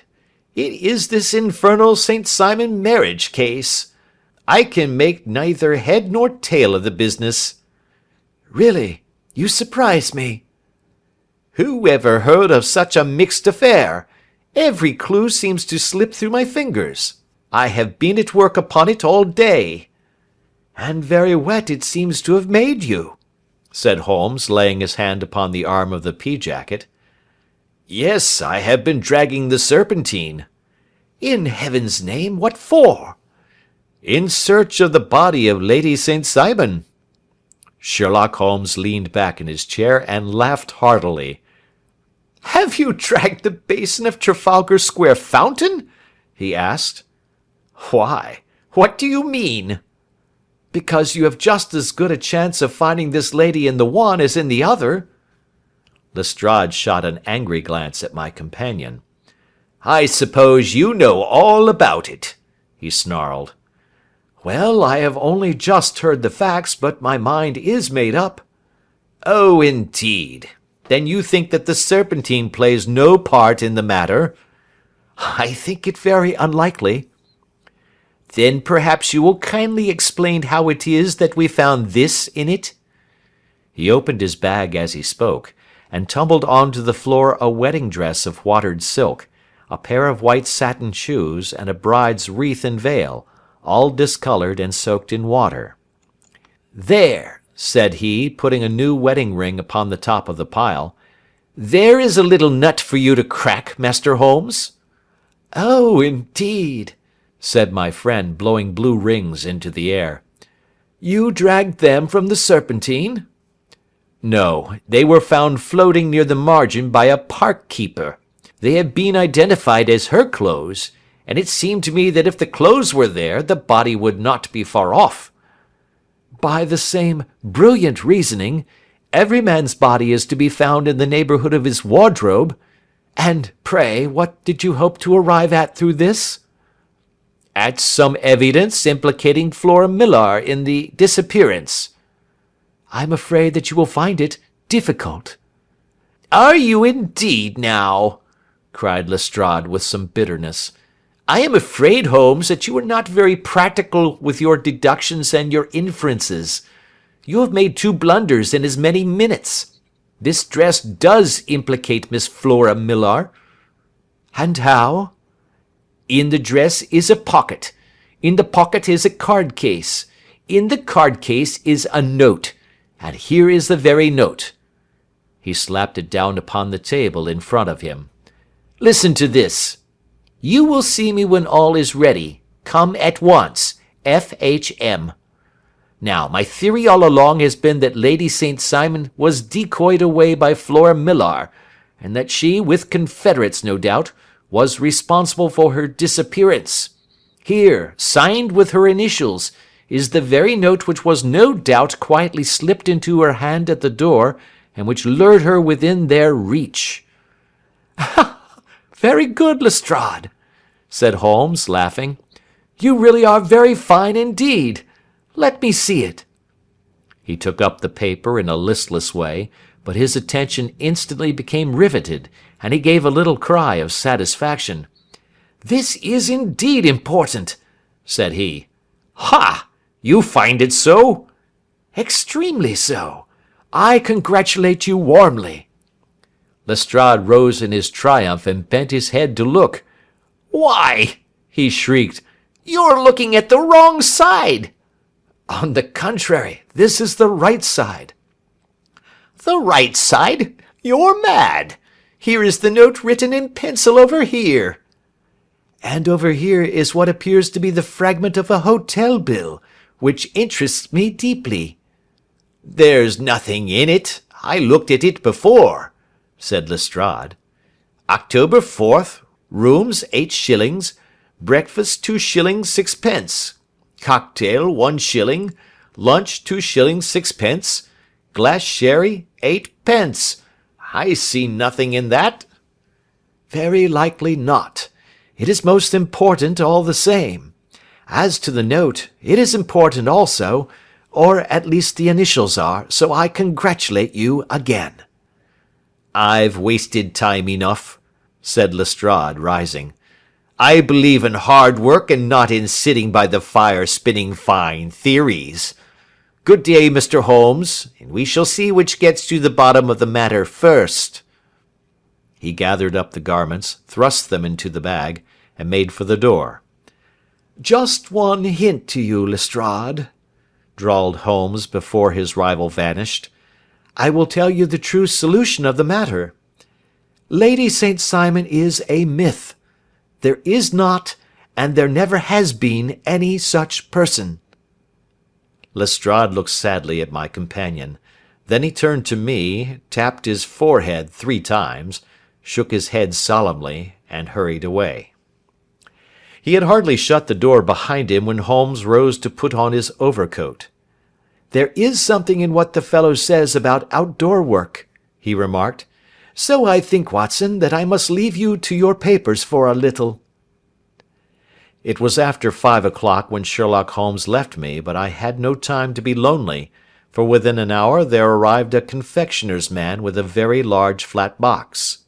This he unpacked with the help of a youth whom he had brought with him, and presently, to my very great astonishment, a quite epicurean little cold supper began to be laid out upon our humble lodging-house mahogany. There were a couple of brace of cold woodcock, a pheasant, a pâté de foie gras pie with a group of ancient and cobwebby bottles. Having laid out all these luxuries, my 2 visitors vanished away, like the genii of the Arabian Nights, with no explanation save that the things had been paid for, and were ordered to this address. Just before 9 o'clock, Sherlock Holmes stepped briskly into the room. His features were gravely set, but there was a light in his eye which made me think that he had not been disappointed in his conclusions. "They have laid the supper, then," he said, rubbing his hands. "You seem to expect company. They have laid for 5. "Yes, I fancy we may have some company dropping in," said he. "I am surprised that Lord St. Simon has not already arrived. Ha! I fancy that I hear his step now upon the stairs." It was indeed our visitor of the afternoon who came bustling in, dangling his glasses more vigorously than ever, and with a very perturbed expression upon his aristocratic features. "My messenger reached you, then?" asked Holmes. "Yes, and I confess that the contents startled me beyond measure. Have you good authority for what you say?" "The best possible." Lord St. Simon sank into a chair and passed his hand over his forehead. "What will the Duke say," he murmured, "when he hears that one of the family has been subjected to such humiliation?" "It is the purest accident. I cannot allow that there is any humiliation."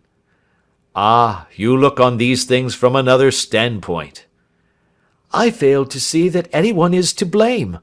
I can hardly see how the lady could have acted otherwise, though her abrupt method of doing it was undoubtedly to be regretted.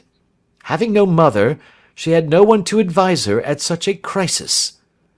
"It was a slight, sir, a public slight," said Lord St. Simon, tapping his fingers upon the table. "You must make allowance for this poor girl, placed in so unprecedented a position." "I will make no allowance. I am very angry indeed, and I have been shamefully used." "I think that I heard a ring," said Holmes. "Yes, there are steps on the landing. If I cannot persuade you to take a lenient view of the matter, Lord St. Simon, I have brought an advocate here who may be more successful." He opened the door and ushered in a lady and gentleman.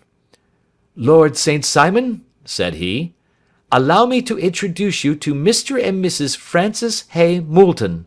The lady, I think, you have already met."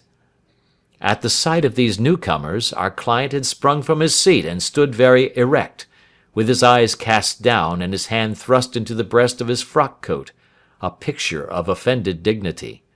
The lady had taken a quick step forward and had held out her hand to him, but he still refused to raise his eyes.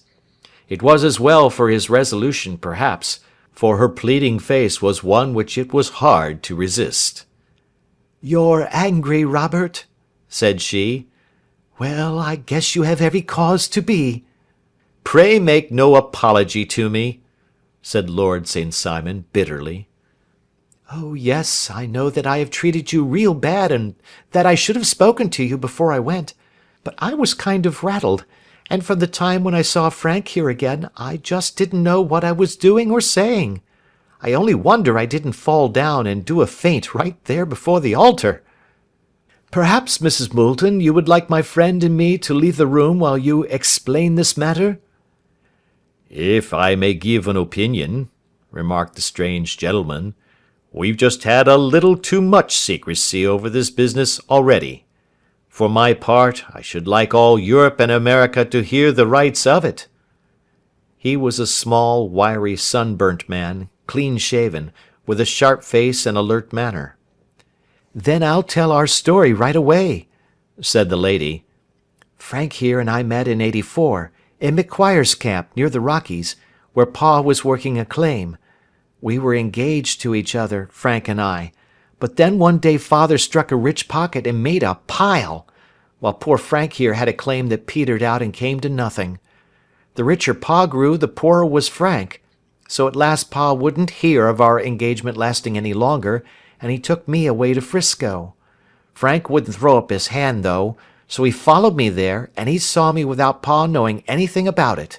It would only have made him mad to know, so we just fixed it all up for ourselves. Frank said that he would go and make his pile too, and never come back to claim me until he had as much as Pa. So then I promised to wait for him to the end of time, and pledged myself not to marry anyone else while he lived. 'Why shouldn't we be married right away then?' said he, 'and then I will feel sure of you, and I won't claim to be your husband until I come back.' Well, we talked it over, and he had fixed it all up so nicely, with a clergyman all ready and waiting, that we just did it right there, and then Frank went off to seek his fortune, and I went back to Pa. The next I heard of Frank was that he was in Montana, and then he went prospecting in Arizona, and then I heard of him from New Mexico. After that came a long newspaper story about how a miners' camp had been attacked by Apache Indians, and there was my Frank's name among the killed. I fainted dead away, and I was very sick for months after. Pa thought I had a decline and took me to half the doctors in Frisco. Not a word of news came for a year and more, so that I never doubted that Frank was really dead. Then Lord St. Simon came to Frisco, and we came to London, and a marriage was arranged, and Pa was very pleased, but I felt all the time that no man on this earth would ever take the place in my heart that had been given to my poor Frank. Still, if I had married Lord St. Simon, of course I'd have done my duty by him. We can't command our love, but we can our actions. I went to the altar with him with the intention to make him just as good a wife as it was in me to be. But you may imagine what I felt when, just as I came to the altar rails, I glanced back and saw Frank standing and looking at me out of the first pew. I thought it was his ghost at first, but when I looked again, there he was still, with a kind of question in his eyes, as if to ask me whether I was glad or sorry to see him. I wonder I didn't drop. I know that everything was turning round, and the words of the clergyman were just like the buzz of a bee in my ear. I didn't know what to do.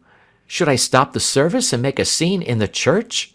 I glanced at him again, and he seemed to know what I was thinking, for he raised his finger to his lips to tell me to be still. Then I saw him scribble on a piece of paper, and I knew that he was writing me a note. As I passed his pew on the way out, I dropped my bouquet over to him, and he slipped the note into my hand when he returned me the flowers. It was only a line asking me to join him when he made the sign to me to do so. Of course I never doubted for a moment that my first duty was now to him, and I determined to do just whatever he might direct. When I got back I told my maid, who had known him in California, and had always been his friend. I ordered her to say nothing but to get a few things packed and my ulster ready. I know I ought to have spoken to Lord St. Simon, but it was dreadful hard before his mother and all those great people. I just made up my mind to run away and explain afterwards. I hadn't been at the table 10 minutes before I saw Frank out of the window at the other side of the road. He beckoned to me and then began walking into the park. I slipped out, put on my things, and followed him. Some woman came talking something or other about Lord St. Simon to me. Seemed to me from the little I heard as if he had a little secret of his own before marriage also. But I managed to get away from her, and soon overtook Frank. We got into a cab together, and away we drove to some lodgings he had taken in Gordon Square, and that was my true wedding after all those years of waiting. Frank had been a prisoner among the Apaches, had escaped, come on to 'Frisco, found that I had given him up for dead and had gone to England, followed me there, and had come upon me at last on the very morning of my second wedding. "I saw it in a paper," explained the American. "It gave the name in the church, but not where the lady lived." Then we had a talk as to what we should do, and Frank was all for openness. But I was so ashamed of it all that I felt as if I should like to vanish away and never see any of them again. Just sending a line to Pa, perhaps, to show him that I was alive. It was awful to me to think of all those lords and ladies sitting round that breakfast table and waiting for me to come back. So Frank took my wedding clothes and things and made a bundle of them, so that I should not be traced, and dropped them away somewhere where no one could find them. It is likely that we should have gone on to Paris tomorrow, only that this good gentleman, Mr. Holmes, came round to us this evening, though how he found us is more than I can think, and he showed us very clearly and kindly that I was wrong and that Frank was right, and that we should be putting ourselves in the wrong if we were so secret. Then he offered to give us a chance of talking to Lord St. Simon alone, and so we came right away round to his rooms at once. Now, Robert, you have heard it all, and I am very sorry if I have given you pain, and I hope that you do not think very meanly of me." Lord St. Simon had by no means relaxed his rigid attitude, but had listened with a frowning brow and a compressed lip to this long narrative. "Excuse me," he said, "but it is not my custom to discuss my most intimate personal affairs in this public manner." "Then you won't forgive me? You won't shake hands before I go?" "Oh, certainly, if it would give you any pleasure." He put out his hand and coldly grasped that which she extended to him. "I had hoped," suggested Holmes, "that you would have joined us in a friendly supper." "I think that there you ask a little too much," responded his lordship. I may be forced to acquiesce in these recent developments, but I can hardly be expected to make merry over them. I think that with your permission I will now wish you all a very good night." He included us all in a sweeping bow, and stalked out of the room. "Then I trust that you at least will honour me with your company," said Sherlock Holmes. "It is always a joy to meet an American, Mr. Moulton, for I am one of those who believe that the folly of a monarch and the blundering of a minister in far gone years will not prevent our children from being some day citizens of the same world-wide country, under a flag which shall be a quartering of the Union Jack with the stars and stripes." "The case has been an interesting one," remarked Holmes when our visitors had left us, "because it serves to show very clearly how simple the explanation may be of an affair which at first sight seems to be almost inexplicable. Nothing could be more natural than the sequence of events as narrated by this lady, and nothing stranger than the result when viewed, for instance, by Mr. Lestrade of Scotland Yard." "You were not yourself at fault at all, then?" "From the first, two facts were very obvious to me. The one, that the lady had been quite willing to undergo the wedding ceremony. The other, that she had repented of it within a few minutes of returning home. Obviously something had occurred during the morning, then, to cause her to change her mind. What could that something be? She could not have spoken to anyone when she was out, for she had been in the company of the bridegroom. Had she seen someone then? If she had, it must be someone from America, because she had spent so short a time in this country that she could hardly have allowed anyone to acquire so deep an influence over her that the mere sight of him would induce her to change her plans so completely. You see, we have already arrived, by a process of exclusion, at the idea that she might have seen an American. Then who could this American be, and why should he possess so much influence over her? It might be a lover. It might be a husband. Her young womanhood had, I knew, been spent in rough scenes and under strange conditions. So far I had got before I ever heard Lord St. Simon's narrative. When he told us of a man in a pew, of the change in the bride's manner, of so transparent a device for obtaining a note as the dropping of a bouquet, of her resort to her confidential maid, and of her very significant allusion to claim-jumping, which in miners' parlance means taking possession of that which another person has a prior claim to, the whole situation became absolutely clear. She had gone off with a man, and the man was either a lover or a previous husband, the chances being in favour of the latter. "And how in the world did you find them?" It might have been difficult, but friend Lestrade held information in his hands the value of which he did not himself know. The initials were, of course, of the highest importance, but more valuable still was it to know that within a week he had settled his bill at one of the most select London hotels. "How did you deduce the select?" "By the select prices. 8 shillings for a bed and 8 pence for a glass of sherry pointed to one of the most expensive hotels. There are not many in London which charge at that rate. In the second one which I visited in Northumberland Avenue, I learned by an inspection of the book that Francis H. Moulton, an American gentleman, had left only the day before, and on looking over the entries against him, I came upon the very items which I had seen in the duplicate bill. His letters were to be forwarded to 226 Gordon Square, so thither I travelled, and being fortunate enough to find the loving couple at home, I ventured to give them some paternal advice, and to point out to them that it would be better in every way that they should make their position a little clearer both to the general public and to Lord St. Simon in particular. I invited them to meet him here, and, as you see, I made him keep the appointment." "But with no very good result," I remarked. "His conduct was certainly not very gracious."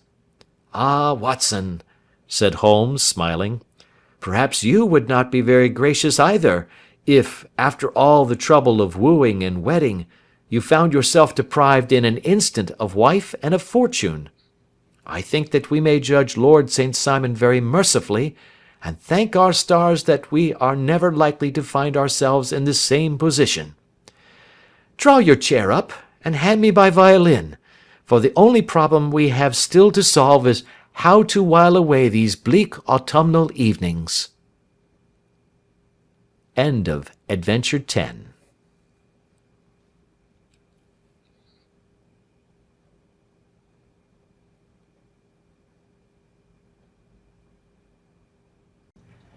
The Adventures of Sherlock Holmes by Sir Arthur Conan Doyle. Adventure 11, The Adventure of the Burl Coronet. "Holmes," said I, as I stood one morning in our bow window looking down the street, "here is a madman coming along. It seems rather sad that his relatives should allow him to come out alone." My friend rose lazily from his armchair and stood with his hands in the pockets of his dressing gown, looking over my shoulder. It was a bright, crisp February morning, and the snow of the day before still lay deep upon the ground, shimmering brightly in the wintry sun. Down the centre of Baker Street it had been ploughed into a brown crumbly band by the traffic, but at either side and on the heaped-up edges of the footpaths it still lay as white as when it fell. The grey pavement had been cleaned and scraped, but was still dangerously slippery, so that there were fewer passengers than usual. Indeed, from the direction of the Metropolitan Station no one was coming save the single gentleman whose eccentric conduct had drawn my attention. He was a man of about 50, tall, portly, and imposing, with a massive, strongly marked face and a commanding figure. He was dressed in a sombre yet rich style, in black frock coat, shining hat, neat brown gaiters, and well-cut pearl-grey trousers. Yet his actions were in absurd contrast to the dignity of his dress and features, for he was running hard, with occasional little springs, such as a weary man gives who is little accustomed to set any tax upon his legs. As he ran he jerked his hands up and down, waggled his head, and writhed his face into the most extraordinary contortions. "What on earth can be the matter with him?" I asked. "He is looking up at the numbers of the houses." "I believe that he is coming here," said Holmes, rubbing his hands. "Here?" "Yes. I rather think he is coming to consult me professionally. I think that I recognize the symptoms. Ha! Did I not tell you?" As he spoke, the man, puffing and blowing, rushed at our door, and pulled at our bell until the whole house resounded with the clanging. A few moments later he was in our room, still puffing, still gesticulating, but with so fixed a look of grief and despair in his eyes that our smiles were turned in an instant to horror and pity. For a while he could not get his words out, but swayed his body and plucked at his hair like one who has been driven to the extreme limits of his reason. Then, suddenly springing to his feet, he beat his head against the wall with such force that we both rushed upon him and tore him away to the centre of the room. Sherlock Holmes pushed him down into the easy-chair, and sitting beside him, patted his hand and chatted with him in the easy, soothing tones which he knew so well how to employ. "You have come to tell me your story, have you not?" said he. "You are fatigued with your haste. Pray wait until you have recovered yourself, and then I shall be most happy to look into any little problem which you may submit to me." The man sat for a minute or more with a heaving chest, fighting against his emotion. Then he passed his handkerchief over his brow, set his lips tight, and turned his face towards us. "No doubt you think me mad," said he. "I see that you have had some great trouble," responded Holmes. "God knows I have. A trouble which is enough to unseat my reason, so sudden and so terrible is it. Public disgrace I might have faced, although I am a man whose character has never yet borne a stain. Private affliction also is the lot of every man, but the two coming together, and in so frightful a form, have been enough to shake my very soul. Besides, it is not I alone. The very noblest in the land may suffer unless some way be found out of this horrible affair." "Pray compose yourself, sir," said Holmes, and let me have a clear account of who you are and what it is that has befallen you." "My name," answered our visitor, "is probably familiar to your ears. I am Alexander Holder, of the banking firm of Holder and Stevenson, of Threadneedle Street." The name was indeed well known to us as belonging to the senior partner in the second largest private banking concern in the City of London. What could have happened, then, to bring one of the foremost citizens of London to this most pitiable pass? We waited, all curiosity, until with another effort he braced himself to tell his story. "I feel that time is of value," said he. "That is why I hastened here when the police inspector suggested that I should secure your cooperation. I came to Baker Street by the Underground and hurried from there on foot, for the cabs go slowly through the snow. That is why I was so out of breath, for I am a man who takes very little exercise. I feel better now, and I will put the facts before you as shortly and yet as clearly as I can. It is, of course, well known to you that in a successful banking business as much depends upon our being able to find remunerative investments for our funds as upon our increasing our connection and the number of our depositors. One of our most lucrative means of laying out money is in the shape of loans, where the security is unimpeachable. We have done a good deal in this direction during the last few years, and there are many noble families to whom we have advanced large sums upon the security of their pictures, libraries, or plate. Yesterday morning I was seated in my office at the bank when a card was brought in to me by one of the clerks. I started when I saw the name, for it was that of none other than— well, perhaps even to you I had better say no more than that it was a name which is a household word all over the earth, one of the highest, noblest, most exalted names in England. I was overwhelmed by the honour and attempted, when he entered, to say so, but he plunged at once into business with the air of a man who wishes to hurry quickly through a disagreeable task.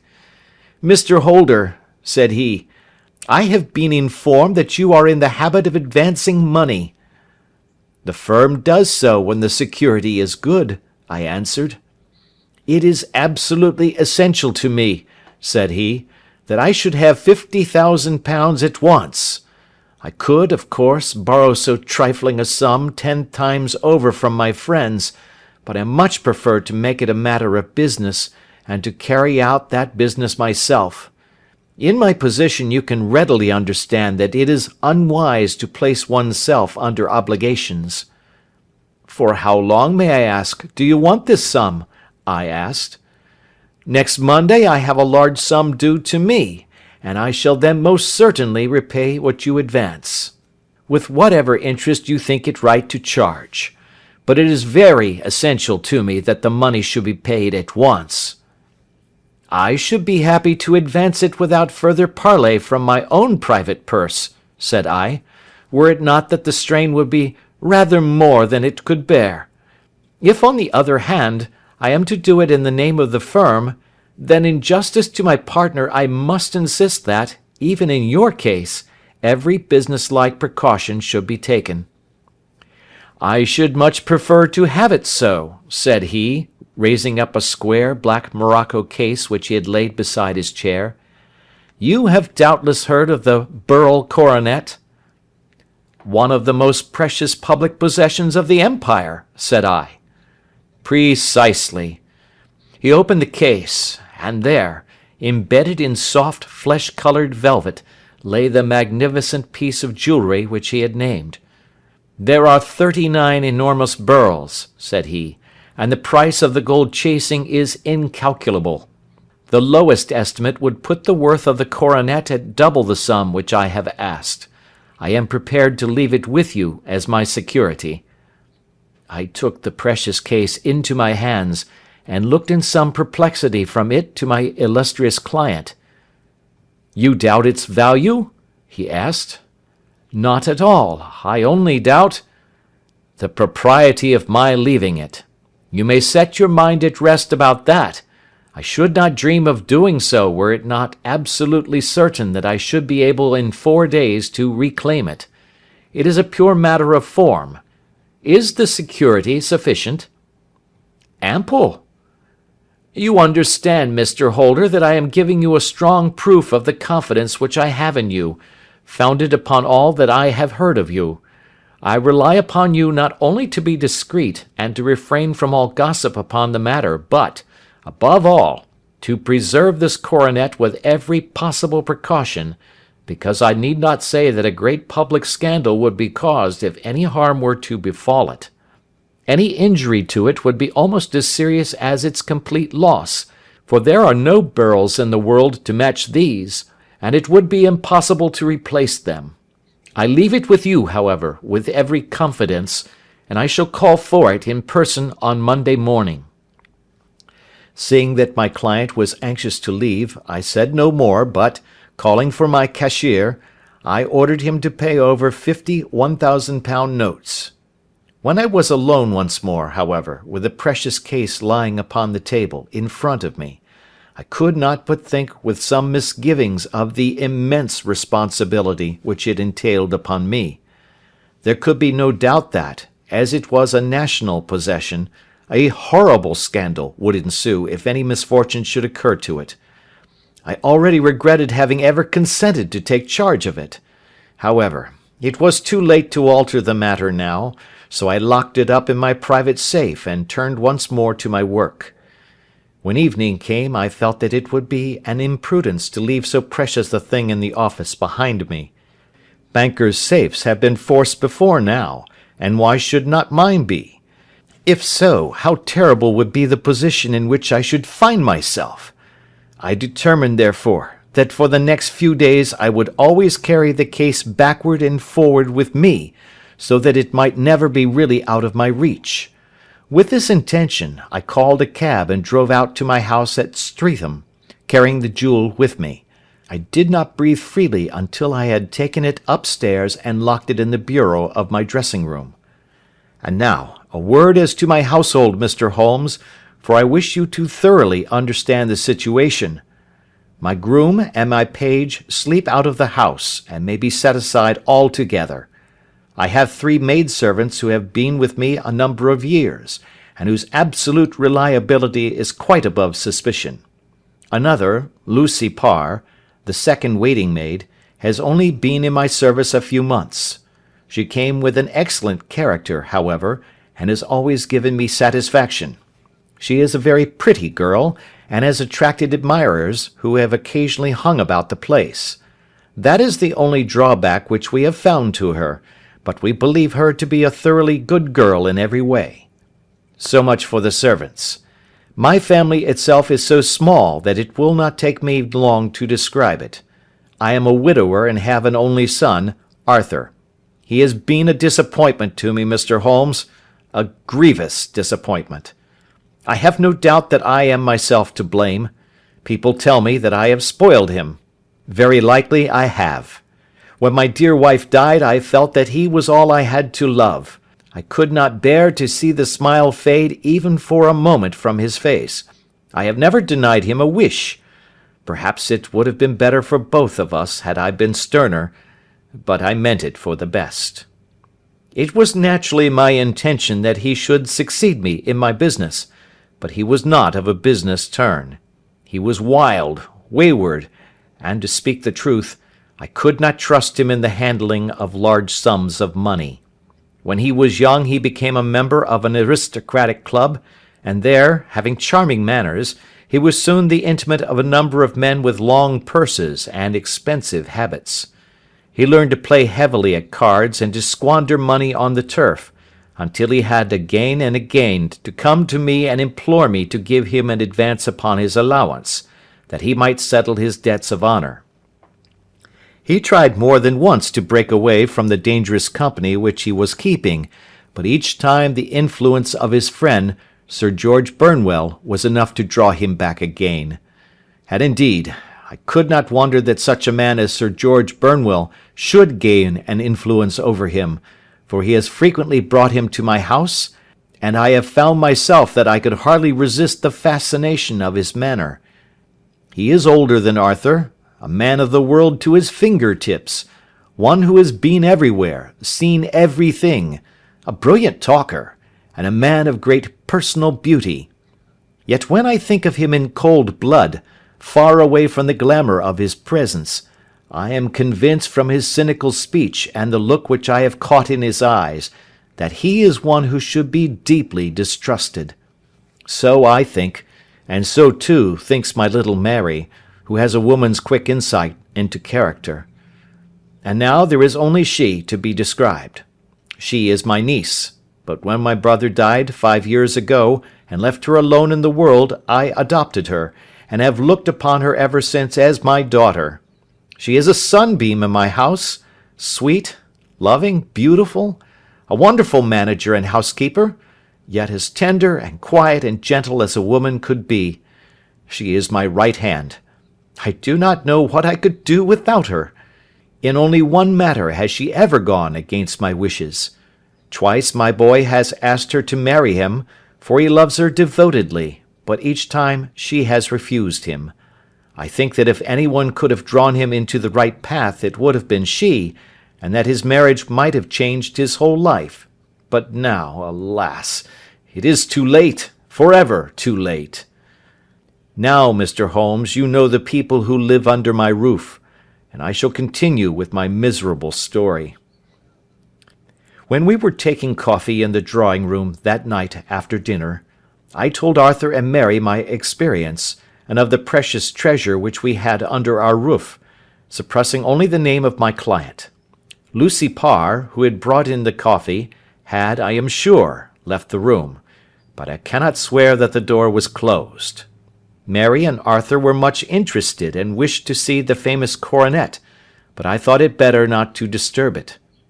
"Where have you put it?" asked Arthur. "In my own bureau."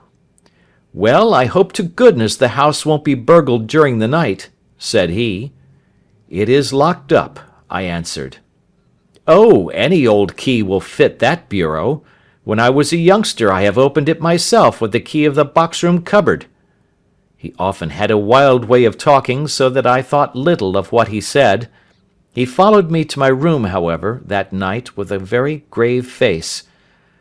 "Look here, Dad," said he, with his eyes cast down, "can you let me have £200? "No, I cannot," I answered sharply. "I have been far too generous with you in money matters." "You have been very kind," said he, "but I must have this money, or else I can never show my face inside the club again." "And a very good thing too," I cried. "Yes, but you would not have me leave it a dishonoured man," said he. "I could not bear the disgrace. I must raise the money in some way, and if you will not let me have it, then I must try other means." I was very angry, for this was the third demand during the month. "You shall not have a farthing from me," I cried, on which he bowed and left the room without another word. When he was gone, I unlocked my bureau, made sure that my treasure was safe, and locked it again. Then I started to go round the house to see that all was secure, a duty which I usually leave to Mary, but which I thought it well to perform myself that night. As I came down the stairs, I saw Mary herself at the side window of the hall, which she closed and fastened as I approached. "Tell me, Dad," said she, looking, I thought, a little disturbed, "did you give Lucy the maid leave to go out to-night?" "Certainly not. She came in just now by the back door. I have no doubt that she has only been to the side gate to see someone, but I think that it is hardly safe and should be stopped." "You must speak to her in the morning, or I will if you prefer it. Are you sure that everything is fastened?" "Quite sure, Dad." "Then, good night." I kissed her and went up to my bedroom again, where I was soon asleep. I am endeavouring to tell you everything, Mr. Holmes, which may have any bearing upon the case, but I beg that you will question me upon any point which I do not make clear. "On the contrary, your statement is singularly lucid." I come to a part of my story now in which I should wish to be particularly so. I am not a very heavy sleeper, and the anxiety in my mind tended, no doubt, to make me even less so than usual. About 2 in the morning, then, I was awakened by some sound in the house. It had ceased ere I was wide awake, but it had left an impression behind it as though a window had gently closed somewhere. I lay listening with all my ears. Suddenly, to my horror, there was a distinct sound of footsteps moving softly in the next room. I slipped out of bed, all palpitating with fear, and peeped round the corner of my dressing-room door. "Arthur!" I screamed. "You villain! You thief! How dare you touch that coronet?" The gas was half up, as I had left it, and my unhappy boy, dressed only in his shirt and trousers, was standing beside the light, holding the coronet in his hands. He appeared to be wrenching at it, or bending it with all his strength. At my cry he dropped it from his grasp and turned as pale as death. I snatched it up and examined it. One of the gold corners, with 3 of the beryls in it, was missing. "You blackguard!" I shouted, beside myself with rage. "You have destroyed it! You have dishonored me forever! Where are the jewels which you have stolen?" "Stolen?" he cried. "Yes, thief!" I roared, shaking him by the shoulder. "There are none missing. There cannot be any missing," said he. "There are 3 missing, and you know where they are. Must I call you a liar as well as a thief? Did I not see you trying to tear off another piece?"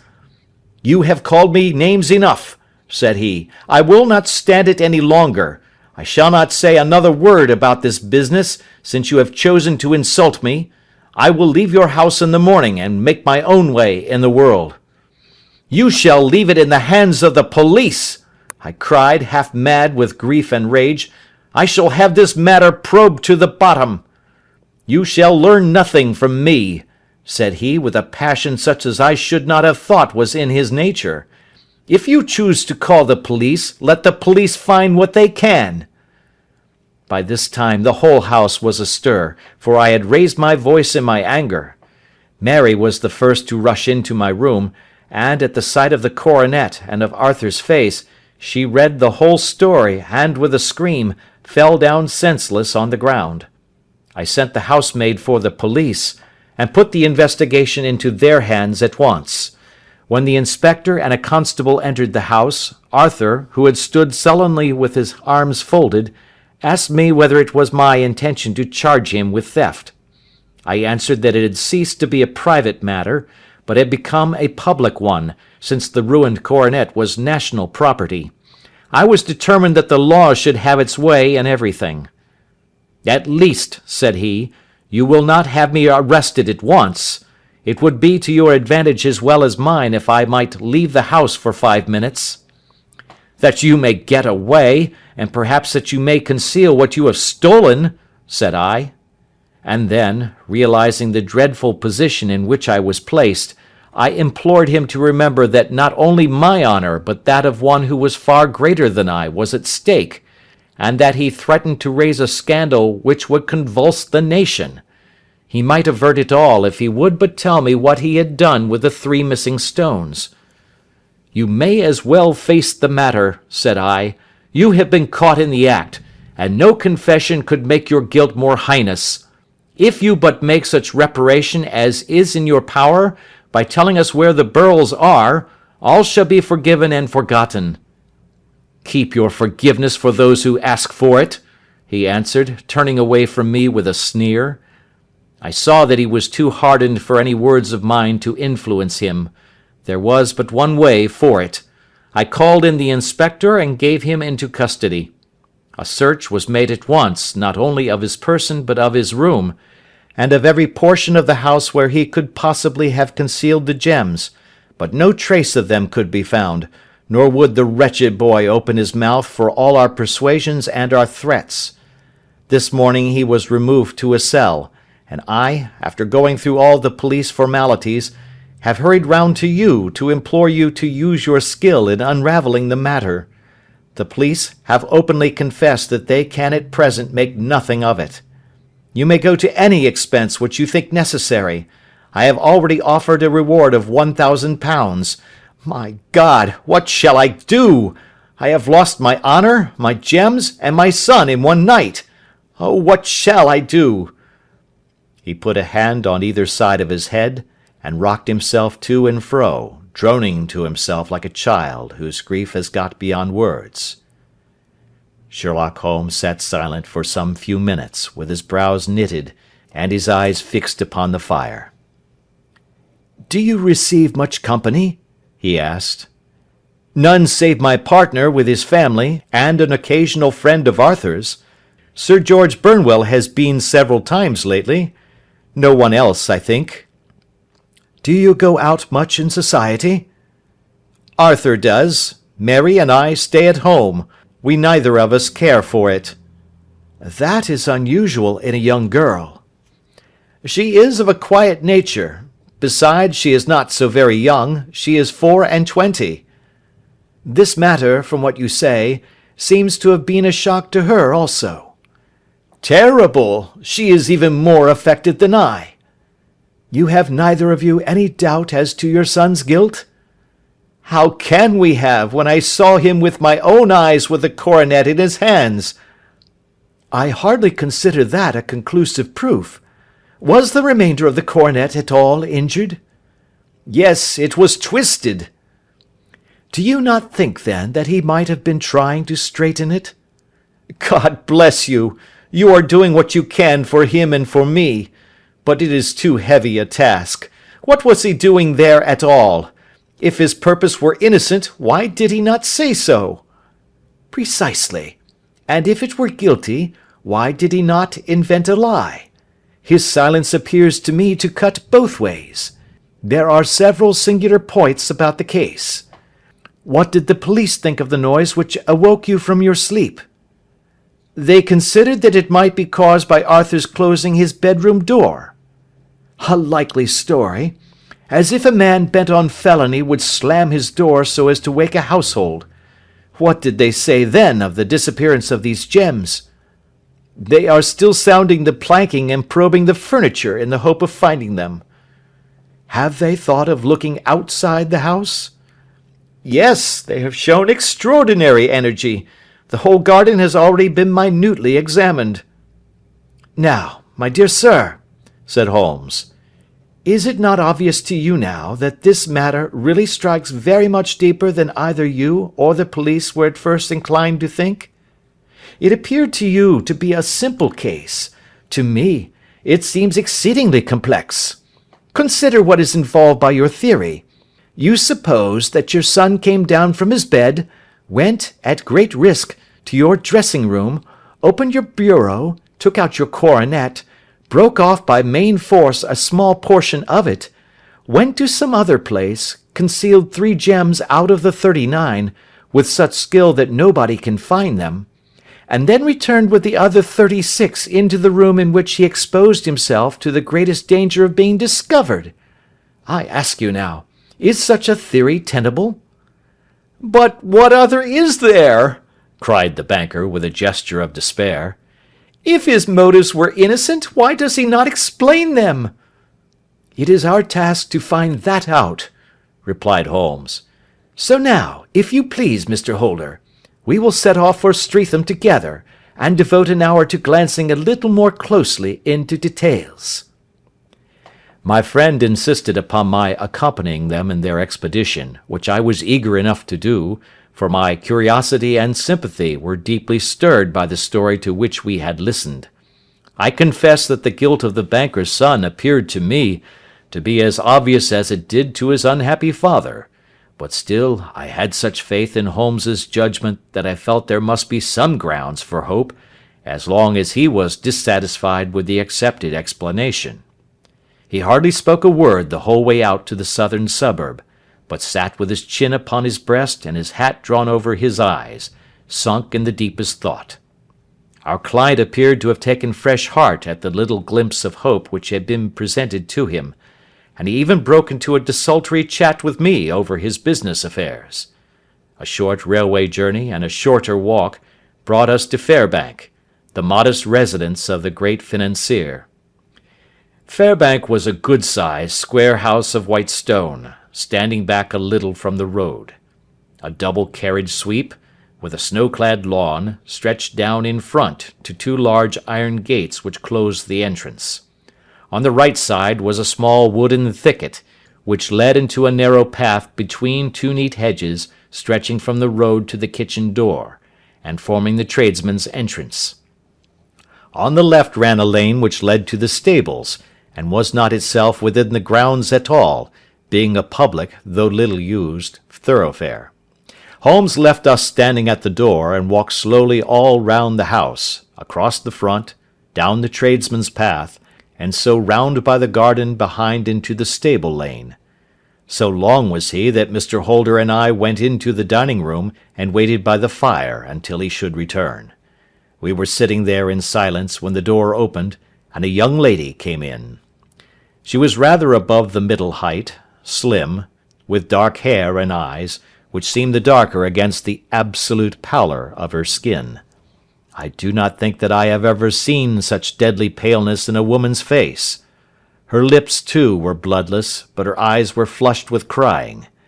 As she swept silently into the room, she impressed me with a greater sense of grief than the banker had done in the morning, and it was the more striking in her as she was evidently a woman of strong character, with immense capacity for self-restraint. Disregarding my presence, she went straight to her uncle and passed her hand over his head with a sweet womanly caress. "You have given orders that Arthur should be liberated, have you not, Dad?" she asked. "No, no, my girl, the matter must be probed to the bottom." "But I am so sure that he is innocent. You know what women's instincts are. I know that he has done no harm, and that you will be sorry for having acted so harshly." "Why is he silent, then, if he is innocent?" "Who knows? Perhaps because he was so angry that you should suspect him." "How could I help suspecting him, when I actually saw him with the coronet in his hand?" "Oh, but he had only picked it up to look at it. Oh, do take my word for it, that he is innocent. Let the matter drop and say no more. It is so dreadful to think of our dear Arthur in prison." "I shall never let it drop until the gems are found. Never, Mary. Your affection for Arthur blinds you as to the awful consequences to me. Far from hushing the thing up, I have brought a gentleman down from London to inquire more deeply into it." "This gentleman?" she asked, facing round to me. "No, his friend. He wished us to leave him alone. He is round in the stable lane now." "The stable lane?" She raised her dark eyebrows. "What can he hope to find there? Ah, this, I suppose, is he. I trust, sir, that you will succeed in proving what I feel sure is the truth, that my cousin Arthur is innocent of this crime." "I fully share your opinion, and I trust with you that we may prove it," returned Holmes, going back to the mat to knock the snow from his shoes. "I believe I have the honour of addressing Miss Mary Holder. Might I ask you a question or two?" "Pray do, sir, if it may help to clear this horrible affair up." "You heard nothing yourself last night?" "Nothing, until my uncle here began to speak loudly. I heard that, and I came down." "You shut up the windows and doors the night before. Did you fasten all the windows?" "Yes." "Were they all fastened this morning?" "Yes." "You have a maid who has a sweetheart. I think that you remarked to your uncle last night that she had been out to see him?" "Yes, and she was the girl who waited in the drawing-room, and who may have heard uncle's remarks about the coronet." "I see. You infer that she may have gone out to tell her sweetheart, and that the two may have planned the robbery." "But what is the good of all these vague theories?" cried the banker impatiently, "when I have told you that I saw Arthur with a coronet in his hands?" "Wait a little, Mr. Holder. We must come back to that. About this girl, Miss Holder. You saw her return by the kitchen door, I presume?" "Yes." When I went to see if the door was fastened for the night, I met her slipping in. I saw the man, too, in the gloom." "Do you know him?" "Oh, yes. He is the greengrocer who brings our vegetables round. His name is Francis Prosper."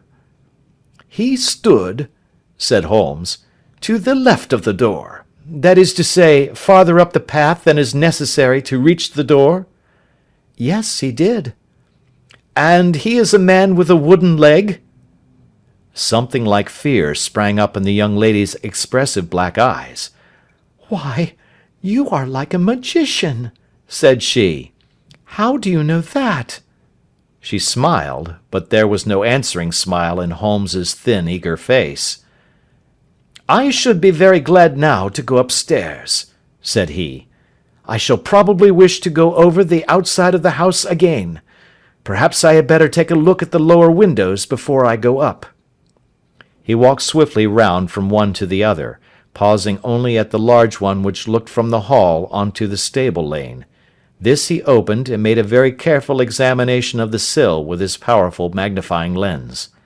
"Now we shall go upstairs," said he at last. The banker's dressing-room was a plainly furnished little chamber, with a grey carpet, a large bureau, and a long mirror. Holmes went to the bureau first and looked hard at the lock. "Which key was used to open it?" he asked. "That which my son himself indicated, that of the cupboard of the lumber room." "Have you it here?" "That is it on the dressing table." Sherlock Holmes took it up and opened the bureau. "It is a noiseless lock," said he. "It is no wonder that it did not wake you. This case, I presume, contains the coronet. We must have a look at it." He opened the case, and taking out the diadem, he laid it upon the table. It was a magnificent specimen of the jeweller's art, and the 36 stones were the finest that I have ever seen. At one side of the coronet was a cracked edge, where a corner holding 3 gems had been torn away. "Now, Mr. Holder," said Holmes, "here is the corner which corresponds to that which has been so unfortunately lost. Might I beg that you will break it off?" The banker recoiled in horror. "I should not dream of trying," said he. "Then I will." Holmes immediately bent his strength upon it, but without result. "I feel it give a little," said he, "but though I am exceptionally strong in the fingers, it would take all my time to break it. An ordinary man could not do it. Now, what do you think would happen if I did break it, Mr. Holder? There would be a noise like a pistol shot. Do you tell me that all this happened within a few yards of your bed, and that you heard nothing of it?" "I do not know what to think. It is all dark to me." "But perhaps it may grow lighter as we go. What do you think, Miss Holder?" "I confess that I still share my uncle's perplexity." "Your son had no shoes or slippers on when you saw him?" "He had nothing on save only his trousers and shirt." "Thank you. We have certainly been favoured with extraordinary luck during this inquiry, and it will be entirely our own fault if we do not succeed in clearing the matter up. With your permission, Mr. Holder, I shall now continue my investigations outside." He went alone at his own request, for he explained that any unnecessary footmarks might make his task more difficult. For an hour or more he was at work, returning at last with his feet heavy with snow, and his features as inscrutable as ever. "I think that I have seen now all that there is to see, Mr. Holder," said he. "I can serve you best by returning to my rooms." "But the gems, Mr. Holmes, where are they?" "I cannot tell." The banker wrung his hands. "I shall never see them again," he cried. "And my son? You give me hopes?" "My opinion is in no way altered."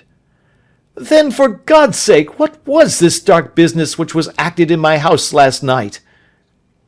"If you can call upon me at my Baker Street rooms tomorrow morning, between 9 and 10, I shall be happy to do what I can to make it clearer. I understand that you will give me carte blanche to act for you, provided only that I get back the gems, and that you place no limit on the sum I may draw."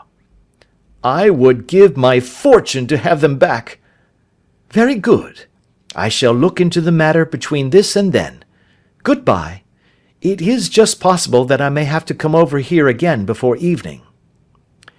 It was obvious to me that my companion's mind was now made up about the case, although what his conclusions were was more than I could even dimly imagine.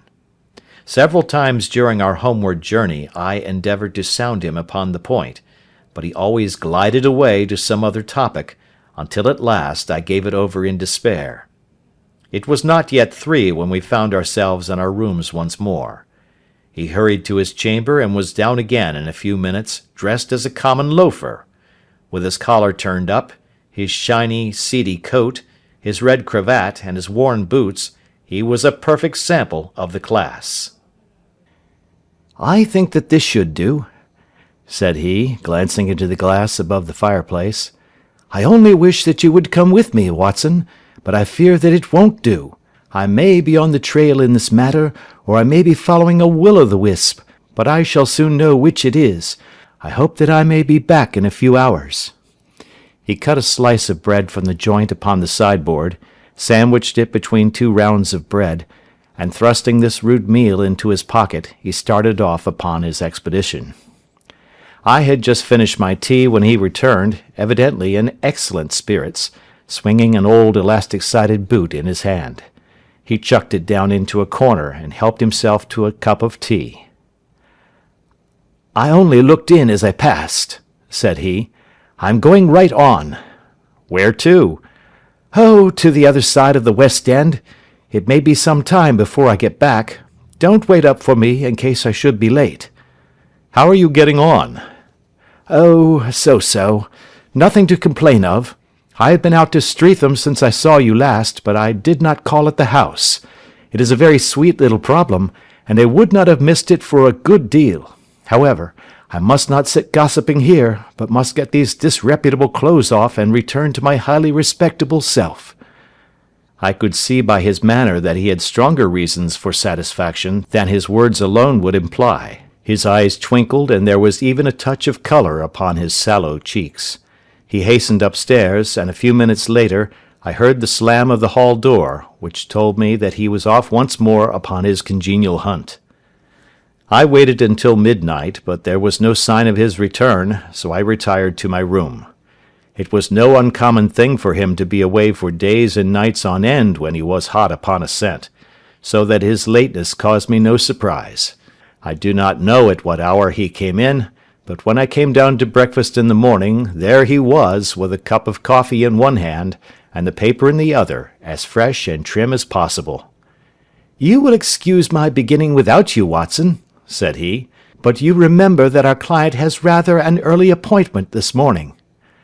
"Why, it is after 9 now," I answered. "I should not be surprised if that were he. I thought I heard a ring."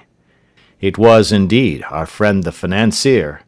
I was shocked by the change which had come over him, for his face, which was naturally of a broad and massive mould, was now pinched and fallen in, while his hair seemed to me at least a shade whiter. He entered with a weariness and lethargy which was even more painful than his violence of the morning before, and he dropped heavily into the armchair which I pushed forward for him. "I do not know what I have done to be so severely tried," said he. "Only 2 days ago I was a happy and prosperous man, without a care in the world. Now I am left to a lonely and dishonoured age. One sorrow comes close upon the heels of another. My niece, Mary, has deserted me." "Deserted you?" "Yes. Her bed this morning had not been slept in. Her room was empty, and a note for me lay upon the hall table. I had said to her last night, in sorrow and not in anger, that if she had married my boy all might have been well with him. Perhaps it was thoughtless of me to say so. It is to that remark that she refers in this note. My dearest uncle, I feel that I have brought trouble upon you, and that if I had acted differently this terrible misfortune might never have occurred. I cannot, with this thought in my mind, ever again be happy under your roof, and I feel that I must leave you for ever. Do not worry about my future, for that is provided for. And above all, do not search for me, for it will be fruitless labor and an ill service to me. In life or in death, I am ever your loving Mary." "What could she mean by that note, Mr. Holmes? Do you think it points to suicide?" "No, no, nothing of the kind. It is perhaps the best possible solution. I trust, Mr. Holder, that you are nearing the end of your troubles." "Ha! You say so. You have heard something, Mr. Holmes? You have learned something. Where are the gems?" "You would not think £1,000 apiece an excessive sum for them?" "I would pay 10." "That would be unnecessary. 3,000 will cover the matter. And there is a little reward, I fancy. Have you your cheque-book? Here is a pen. Better make it out for £4,000. With a dazed face, the banker made out the required cheque. Holmes walked over to his desk, took out a little triangular piece of gold with 3 gems in it, and threw it down upon the table. With a shriek of joy, our client clutched it up. "You have it!" he gasped. "I am saved! I am saved!"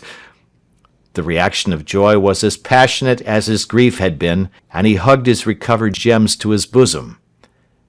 "There is one other thing you owe, Mr. Holder," said Sherlock Holmes rather sternly. "Oh!" He caught up a pen. "Name the sum, and I will pay it." "No, the debt is not to me.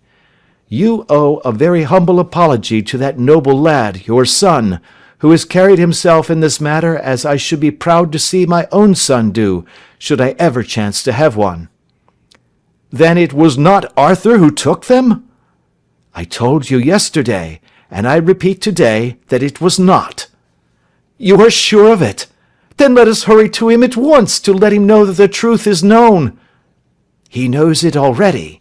When I had cleared it all up, I had an interview with him, and finding that he would not tell me the story, I told it to him, on which he had to confess that I was right, and to add the very few details which were not yet quite clear to me. Your news of this morning, however, may open his lips." "For heaven's sake, tell me, then, what is this extraordinary mystery?" "I will do so, and I will show you the steps by which I reached it. And let me say to you first, that which is hardest for me to say, and for you to hear. There has been an understanding between Sir George Burnwell and your niece Mary. They have now fled together." "My Mary? Impossible!" "It is unfortunately more than possible, it is certain. Neither you nor your son knew the true character of this man when you admitted him into your family circle.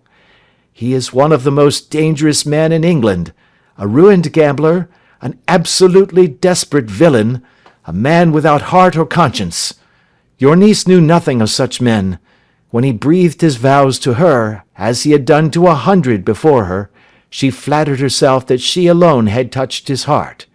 The devil knows best what he said, but at least she became his tool and was in the habit of seeing him nearly every evening." "I cannot, and I will not, believe it!" cried the banker with an ashen face. "I will tell you then what occurred in your house last night. Your niece, when you had, as she thought, gone to your room, slipped down and talked to her lover through the window which leads into the stable lane. His footmarks had pressed right through the snow, so long had he stood there. She told him of the coronet. His wicked lust for gold kindled at the news, and he bent her to his will. I have no doubt that she loved you, but there are women in whom the love of a lover extinguishes all other loves, and I think that she must have been one. She had hardly listened to his instructions when she saw you coming downstairs, on which she closed the window rapidly, and told you about one of the servants' escapades with her wooden-legged lover, which was all perfectly true. Your boy, Arthur, went to bed after his interview with you, but he slept badly, on account of his uneasiness about his club debts. In the middle of the night, he heard a soft tread pass his door, so he rose, and looking out, was surprised to see his cousin walking very stealthily along the passage, until she disappeared into your dressing-room. Petrified with astonishment, The lad slipped on some clothes and waited there in the dark to see what would come of this strange affair. Presently she emerged from the room again, and in the light of the passage lamp your son saw that she carried the precious coronet in her hands. She passed down the stairs, and he, thrilling with horror, ran along and slipped behind the curtain near your door, whence he could see what passed in the hall beneath. He saw her stealthily open the window, hand out the coronet to someone in the gloom, and then closing it once more hurry back to her room, passing quite close to where he stood hid behind the curtain. As long as she was on the scene he could not take any action without a horrible exposure of the woman whom he loved. But the instant that she was gone, he realized how crushing a misfortune this would be for you, and how all-important it was to set it right. He rushed down, just as he was, in his bare feet, opened the window, sprang out into the snow, and ran down the lane where he could see a dark figure in the moonlight. Sir George Burnwell tried to get away, but Arthur caught him, and there was a struggle between them, your lad tugging at one side of the coronet, and his opponent at the other. In the scuffle, your son struck Sir George, and cut him over the eye. Then something suddenly snapped, and your son, finding that he had the coronet in his hands, rushed back, closed the window, ascended to your room, and had just observed that the coronet had been twisted in the struggle, and was endeavouring to straighten it when you appeared upon the scene. "Is it possible?" gasped the banker.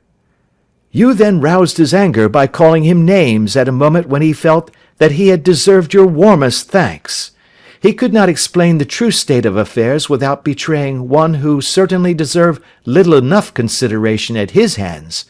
He took the more chivalrous view, however, and preserved her secret.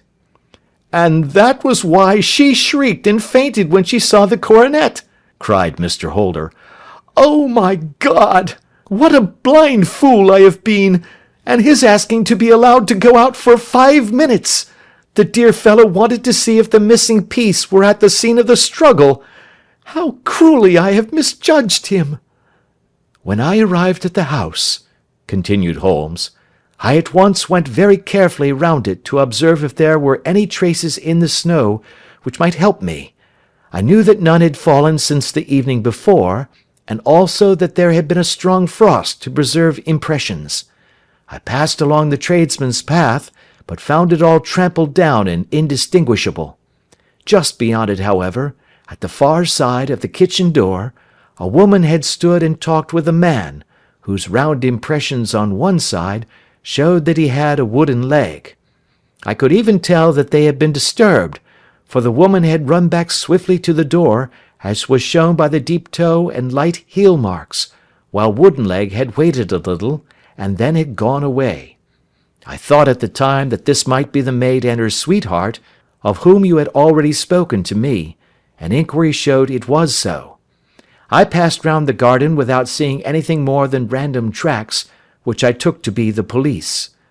But when I got into the stable lane, a very long and complex story was written in the snow in front of me.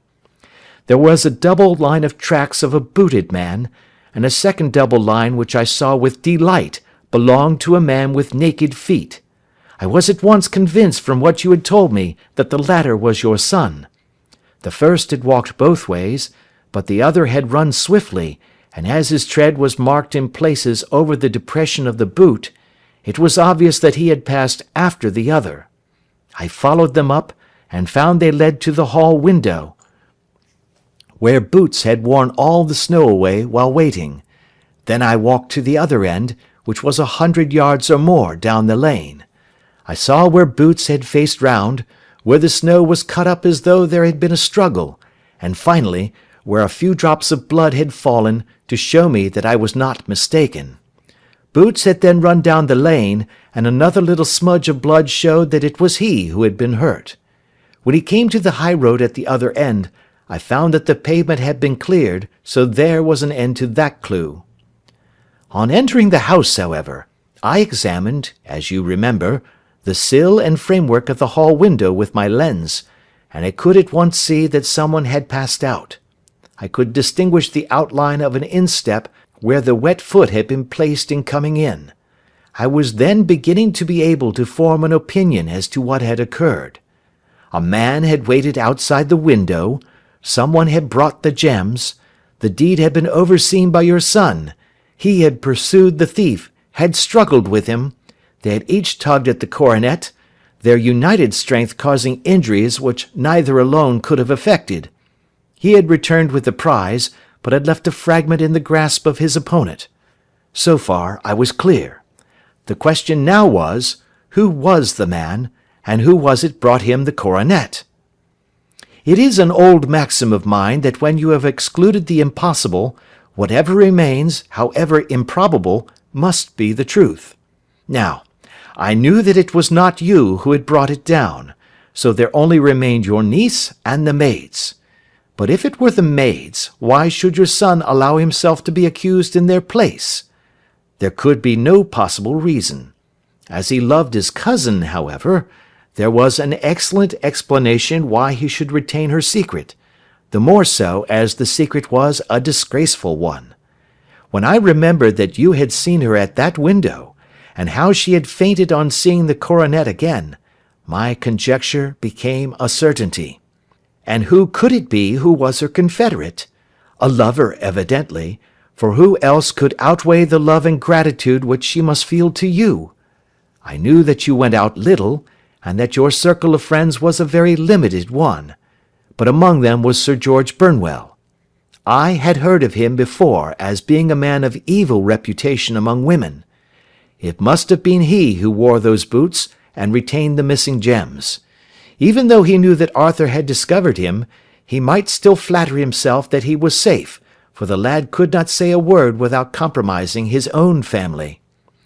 Well, your own good sense will suggest what measures I took next.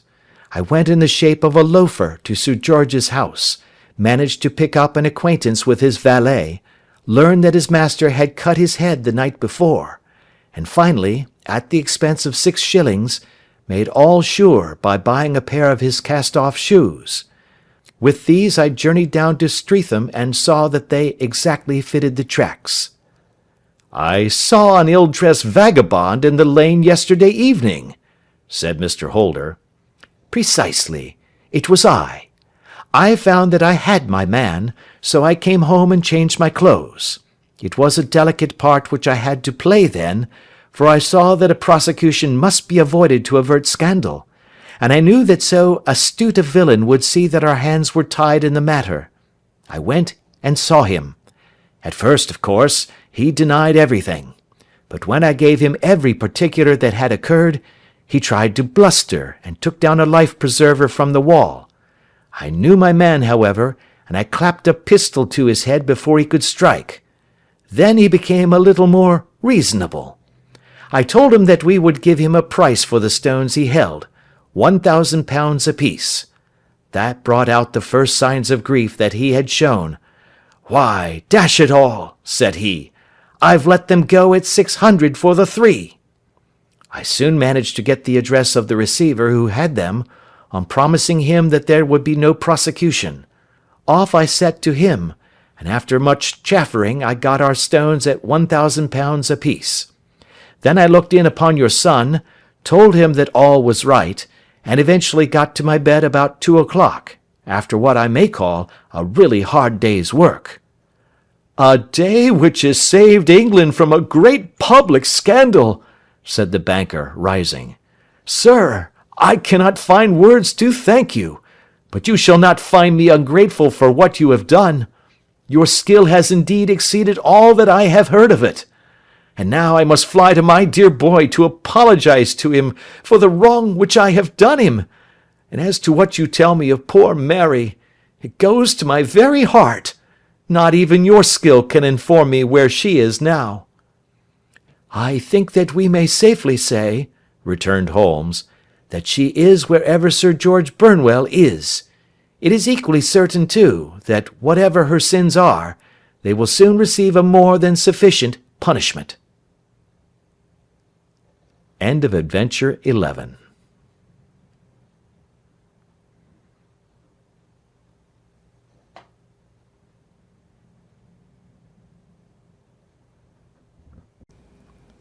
The Adventures of Sherlock Holmes, by Sir Arthur Conan Doyle. Adventure 12. The Adventure of the Copper Beeches.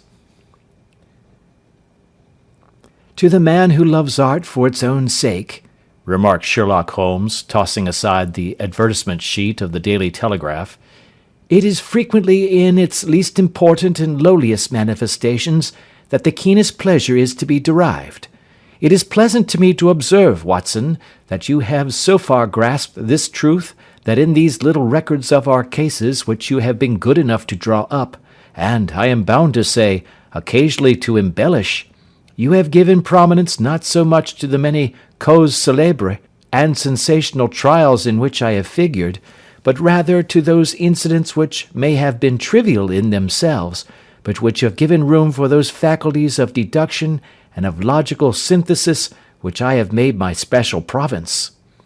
"And yet," said I, smiling, "I cannot quite hold myself absolved from the charge of sensationalism which has been urged against my records." "You have erred, perhaps," he observed, taking up a glowing cinder with the tongs, and lighting with it the long cherry-wood pipe which was wont to replace his clay, when he was in a disputatious rather than a meditative mood. "You have erred, perhaps, in attempting to put colour and life into each of your statements, instead of confining yourself to the task of placing upon record that severe reasoning from cause to effect, which is really the only notable feature about the thing." "It seems to me that I have done you full justice in the matter," I remarked with some coldness, for I was repelled by the egotism which I had more than once observed to be a strong factor in my friend's singular character. "No, it is not selfishness or conceit," said he, answering, as was his wont, my thoughts rather than my words. "If I claim full justice for my art, it is because it is an impersonal thing, a thing beyond myself. Crime is common, logic is rare. Therefore, it is upon the logic rather than upon the crime that you should dwell. You have degraded what should have been a course of lectures into a series of tales." It was a cold morning of the early spring, and we sat after breakfast on either side of a cheery fire in the old room at Baker Street. A thick fog rolled down between the lines of dun-coloured houses, and the opposing windows loomed like dark, shapeless blurs through the heavy yellow wreaths. Our gas was lit, and shone on the white cloth and glimmer of china and metal, for the table had not been cleared yet. Sherlock Holmes had been silent all the morning, clipping continuously into the advertisement columns of a succession of papers, until at last, having apparently given up his search, he had emerged in no very sweet temper to lecture me upon my literary shortcomings. "At the same time," he remarked, after a pause, during which he had sat puffing at his long pipe and gazing down into the fire, "you can hardly be open to a charge of sensationalism, for out of these causes which you have been so kind as to interest yourself in, a fair proportion do not treat of crime, in its legal sense, at all. The small matter in which I endeavoured to help the King of Bohemia, the singular experience of Miss Mary Sutherland, the problem connected with the man with the twisted lip, and the incident of the noble bachelor, were all matters which are outside the pale of the law. But in avoiding the sensational, I fear that you may have bordered on the trivial." "The end may have been so," I answered, "but the methods I hold to have been novel and of interest." "Pshaw, my dear fellow! What do the public, the great unobservant public, who could hardly tell a weaver by his tooth or a compositor by his left thumb, care about the finer shades of analysis and deduction? But, indeed, if you are trivial, I cannot blame you, for the days of the great cases are past. Man, or at least criminal man, has lost all enterprise and originality. As to my own little practice, it seems to be degenerating into an agency for recovering lost lead pencils, and giving advice to young ladies from boarding schools. I think that I have touched bottom at last, however. This note I had this morning marks my 0 point, I fancy. Read it." He tossed a crumpled letter across to me. It was dated from Montague Place upon the preceding evening, and ran thus: "Dear Mr. Holmes, I am very anxious to consult you as to whether I should or should not accept a situation which has been offered to me as governess. I shall call at 10:30 tomorrow if I do not inconvenience you. Yours faithfully, Violet Hunter." "Do you know the young lady?" I asked. "Not I." "It is 10:30 now." "Yes, and I have no doubt that is her ring." "It may turn out to be of more interest than you think. You remember that the affair of the blue carbuncle, which appeared to be a mere whim at first, developed into a serious investigation. It may be so in this case also." "Well, let us hope so. But our doubts will very soon be solved, for here, unless I am much mistaken, is the person in question." As he spoke, the door opened and a young lady entered the room. She was plainly but neatly dressed, with a bright, quick face, freckled like a plover's egg, and with the brisk manner of a woman who has had her own way to make in the world. "You will excuse my troubling you, I am sure," said she, as my companion arose to greet her, "but I have had a very strange experience, and as I have no parents or relations of any sort from whom I could ask advice, I thought that perhaps you would be kind enough to tell me what I should do." "Pray take a seat, Miss Hunter. I shall be happy to do anything that I can to serve you." I could see that Holmes was favourably impressed by the manner and speech of his new client. He looked her over in his searching fashion, and then composed himself, with his lids drooping and his finger-tips together, to listen to her story. "I have been a governess for 5 years," said she, "in the family of Colonel Spence Munro, but 2 months ago the Colonel received an appointment at Halifax, in Nova Scotia, and took his children over to America with him, so that I found myself without a situation. I advertised, and I answered advertisements, but without success. At last the little money which I had saved began to run short, and I was at my wits' end as to what I should do. There is a well-known agency for governesses in the West End called Westaways, and there I used to call about once a week in order to see whether anything had turned up which might suit me. Westaway was the name of the founder of the business, but it is really managed by Miss Stoper. She sits in her own little office, and the ladies who are seeking employment wait in an anteroom, and are then shown in one by one, when she consults her ledgers and sees whether she has anything which would suit them. Well, when I called last week, I was shown into the little office as usual, but I found that Miss Stoper was not alone. A prodigiously stout man with a very smiling face and a great heavy chin, which rolled down in fold upon fold over his throat, sat at her elbow with a pair of glasses on his nose, looking very earnestly at the ladies who entered. As I came in he gave quite a jump in his chair, and turned quickly to Miss Stoper. "That will do," said he. "I could not ask for anything better. Capital! Capital!" He seemed quite enthusiastic, and rubbed his hands together in the most genial fashion. He was such a comfortable-looking man that it was quite a pleasure to look at him. "You are looking for a situation, miss?" he asked. "Yes, sir." "As governess?" "Yes, sir." "And what salary do you ask?" "I had £5 a month at my last place with Colonel Spence Munro." "Oh, tut, tut! Sweating! Rank sweating!" he cried, throwing his fat hands out into the air, like a man who is in a boiling passion. "How could any one offer so pitiful a sum to a lady with such attractions and accomplishments?" "My accomplishments, sir, may be less than you imagine," said I. "A little French, a little German, music, and drawing." "Tut, tut!" he cried.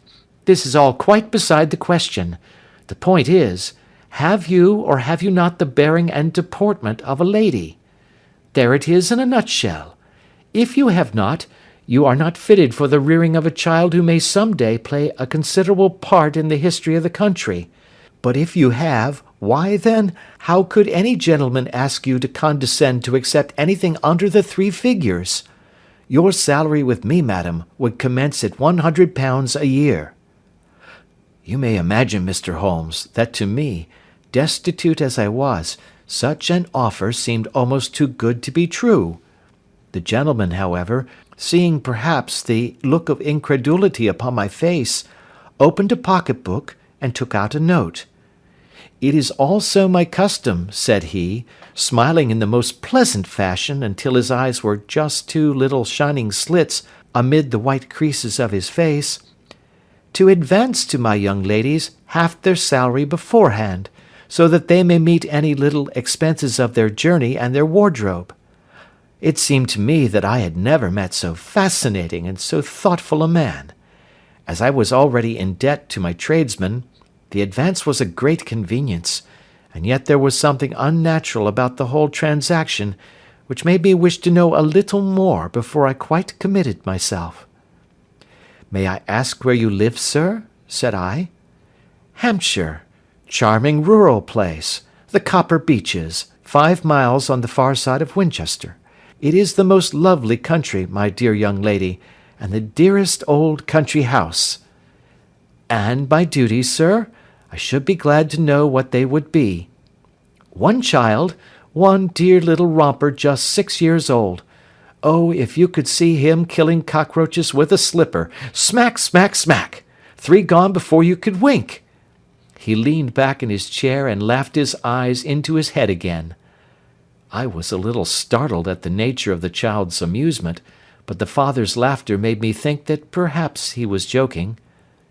"My sole duties, then," I asked, "are to take charge of a single child?" "No, no, not the sole, my dear young lady," he cried. "Your duty would be, as I am sure your good sense would suggest, to obey any little commands my wife might give, provided always that they were such commands as a lady might with propriety obey. You see no difficulty, eh?" "I should be happy to make myself useful." "Quite so. In dress now, for example. We are fatty people, you know, fatty but kind-hearted. If you were asked to wear any dress which we might give you, you would not object to our little whim, eh?" "No," said I, considerably astonished at his words. "Or to sit here, or sit there, that would not be offensive to you?" "Oh, no." "Or to cut your hair quite short before you come to us?" I could hardly believe my ears.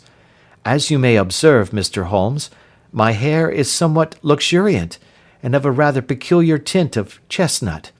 It is being considered artistic. I could not dream of sacrificing it in this off-hand fashion. "I am afraid that that is quite impossible," said I.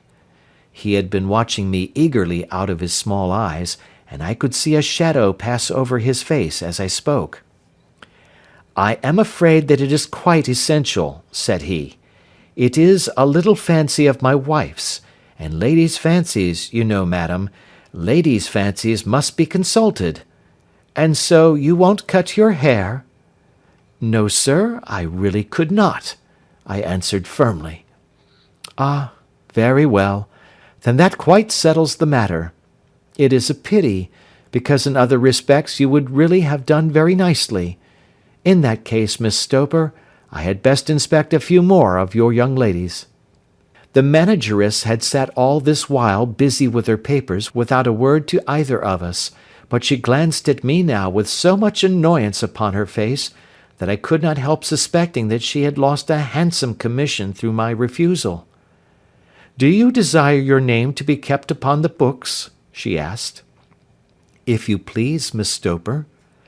"Well, really, it seems rather useless, since you refuse the most excellent offers in this fashion," said she sharply. "You can hardly expect us to exert ourselves to find another such opening for you. Good day to you, Miss Hunter." She struck a gong upon the table, and I was shown out by the page. Well, Mr. Holmes, when I got back to my lodgings, and found little enough in the cupboard, and 2 or 3 bills upon the table, I began to ask myself whether I had not done a very foolish thing. After all, if these people had strange fads and expected obedience on the most extraordinary matters, they were at least ready to pay for their eccentricity.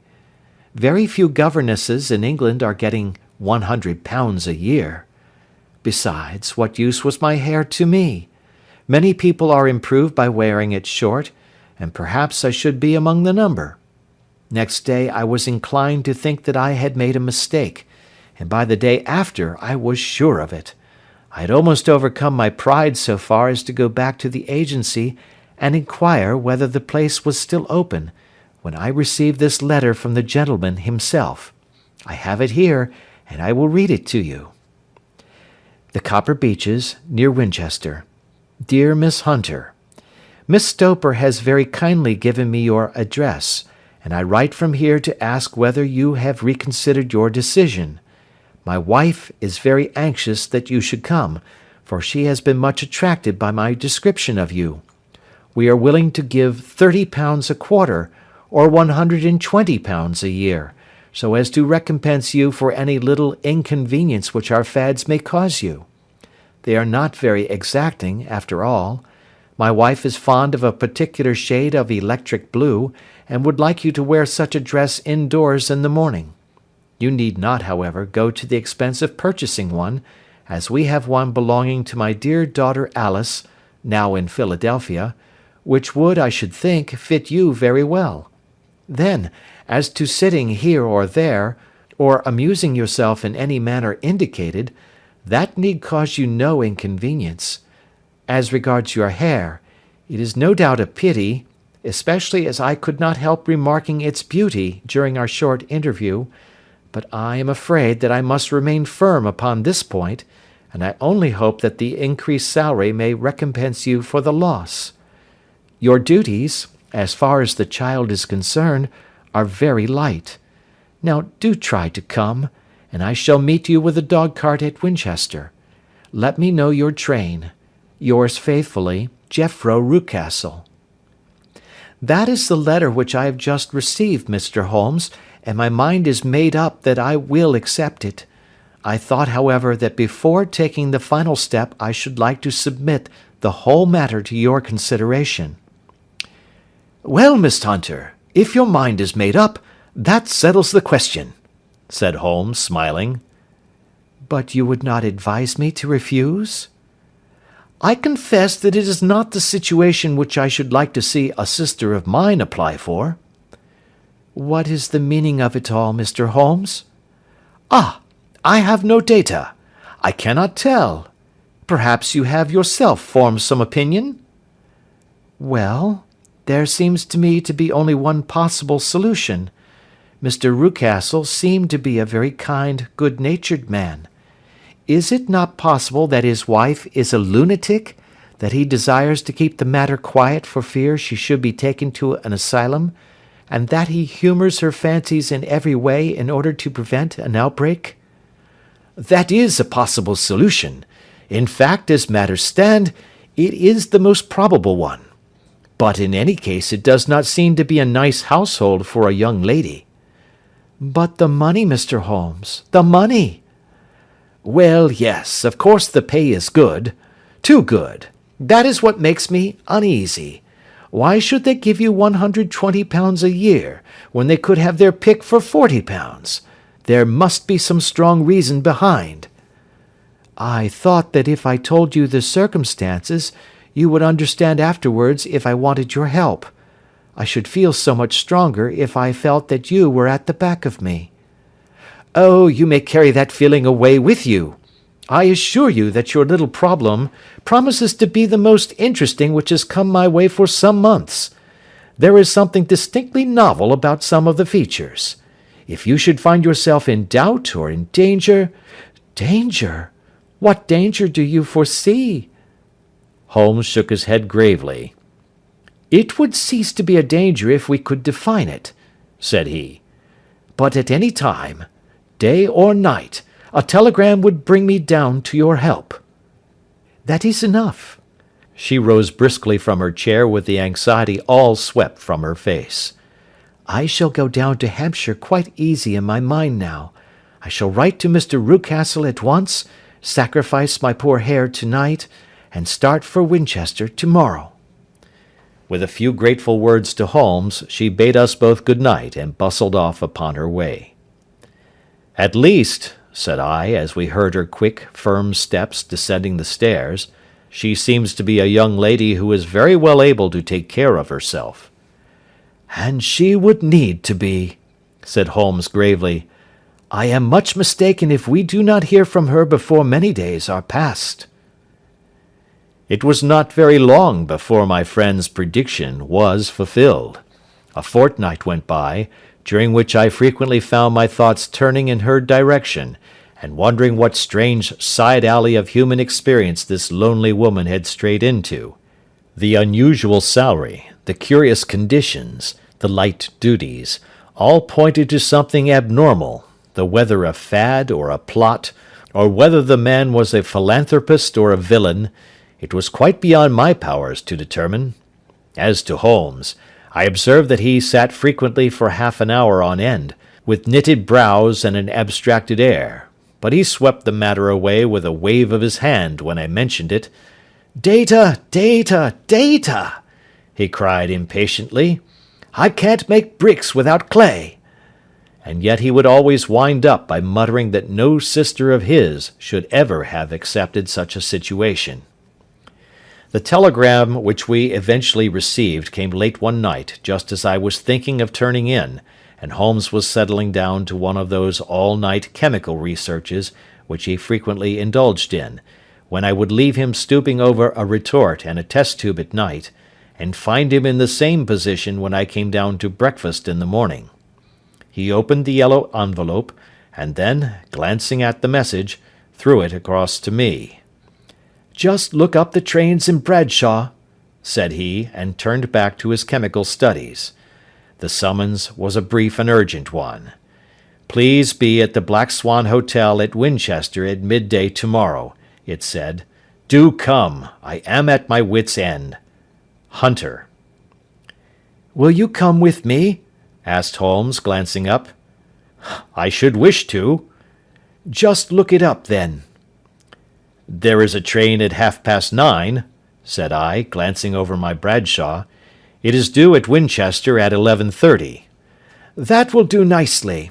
Then perhaps I had better postpone my analysis of the acetones, as we may need to be at our best in the morning." By 11 o'clock the next day we were well upon our way to the old English capital. Holmes had been buried in the morning papers all the way down, but after we had passed the Hampshire border he threw them down, and began to admire the scenery. It was an ideal spring day, a light blue sky, flecked with little fleecy white clouds drifting across from west to east. The sun was shining very brightly, and yet there was an exhilarating nip in the air, which set an edge to a man's energy. All over the countryside, away to the rolling hills around Aldershot, the little red and grey roofs of the farmsteadings peeped out from amid the light green of the new foliage. "Are they not fresh and beautiful?" I cried with all the enthusiasm of a man fresh from the fogs of Baker Street. But Holmes shook his head gravely. "Do you know, Watson," said he, "that it is one of the curses of a mind with a turn like mine, that I must look at everything with reference to my own special subject.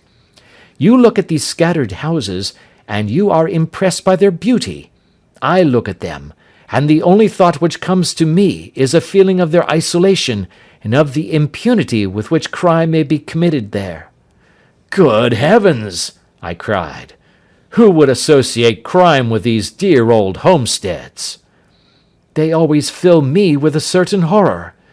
It is my belief, Watson, founded upon my experience, that the lowest and vilest alleys in London do not present a more dreadful record of sin than does the smiling and beautiful countryside." "You horrify me!" "But the reason is very obvious. The pressure of public opinion can do in the town what the law cannot accomplish. There is no lane so vile that the scream of a tortured child, or the thud of a drunkard's blow, does not beget sympathy and indignation among the neighbours, and then the whole machinery of justice is ever so close that a word of complaint can set it going, and there is but a step between the crime and the dock. But look at these lonely houses, each in its own fields, filled for the most part with poor ignorant folk who know little of the law. Think of the deeds of hellish cruelty, the hidden wickedness which may go on, year in, year out, in such places, and none the wiser. Had this lady who appeals to us for help gone to live in Winchester, I should never have had a fear for her. It is the 5 miles of country which makes the danger. Still, it is clear that she is not personally threatened. No, if she can come to Winchester to meet us, she can get away. Quite so. She has her freedom. What can be the matter, then? Can you suggest no explanation? I have devised 7 separate explanations, each of which would cover the facts as far as we know them. But which of these is correct can only be determined by the fresh information which we shall no doubt find waiting for us. Well, there is the tower of the cathedral, and we shall soon learn all that Miss Hunter has to tell. The Black Swan is an inn of repute in the High Street, at no distance from the station, and there we found the young lady waiting for us. She had engaged a sitting room, and our lunch awaited us upon the table. "I am so delighted that you have come," she said earnestly. "It is so very kind of you both, but indeed I do not know what I should do. Your advice will be altogether invaluable to me." "Pray tell us what has happened to you." "I will do so, and I must be quick, for I have promised Mr. Rucastle to be back before 3. I got his leave to come into town this morning, though he little knew for what purpose. Let us have everything in its due order." Holmes thrust his long, thin legs out towards the fire, and composed himself to listen. "In the first place, I may say that I have met, on the whole, with no actual ill-treatment from Mr. and Mrs. Rucastle. It is only fair to them to say that. But I cannot understand them, and I am not easy in my mind about them." "What can you not understand?" "Their reasons for their conduct. But you shall have it all just as it occurred. When I came down, Mr. Rucastle met me here and drove me in his dog-cart to the Copper Beeches. It is, as he said, beautifully situated, but it is not beautiful in itself, for it is a large square block of a house, whitewashed, but all stained and streaked with damp and bad weather. There are grounds round it, woods on 3 sides, and on the 4th a field which slopes down to the Southampton high road, which curves past about 100 yards from the front door.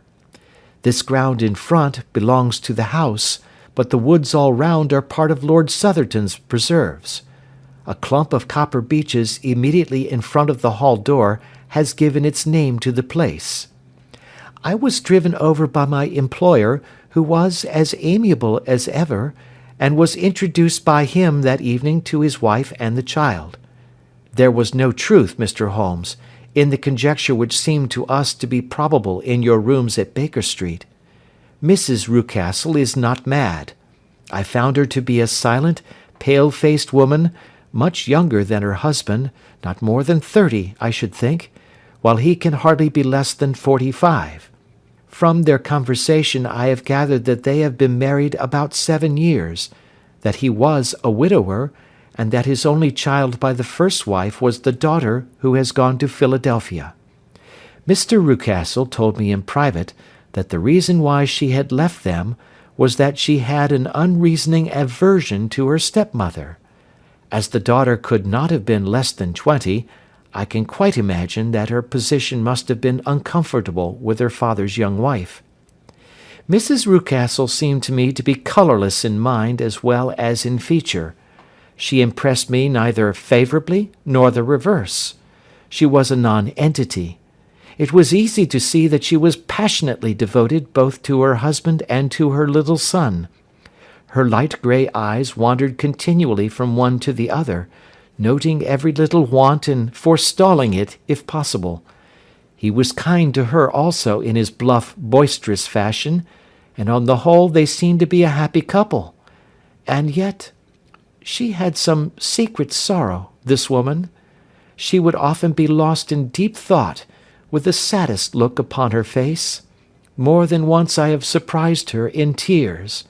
I have thought sometimes that it was the disposition of her child which weighed upon her mind, for I have never met so utterly spoiled and so ill-natured a little creature. He is small for his age, with a head which is quite disproportionately large. His whole life appears to be spent in an alternation between savage fits of passion and gloomy intervals of sulking. Giving pain to any creature weaker than himself seems to be his one idea of amusement, and he shows quite remarkable talent in planning the capture of mice, little birds, and insects.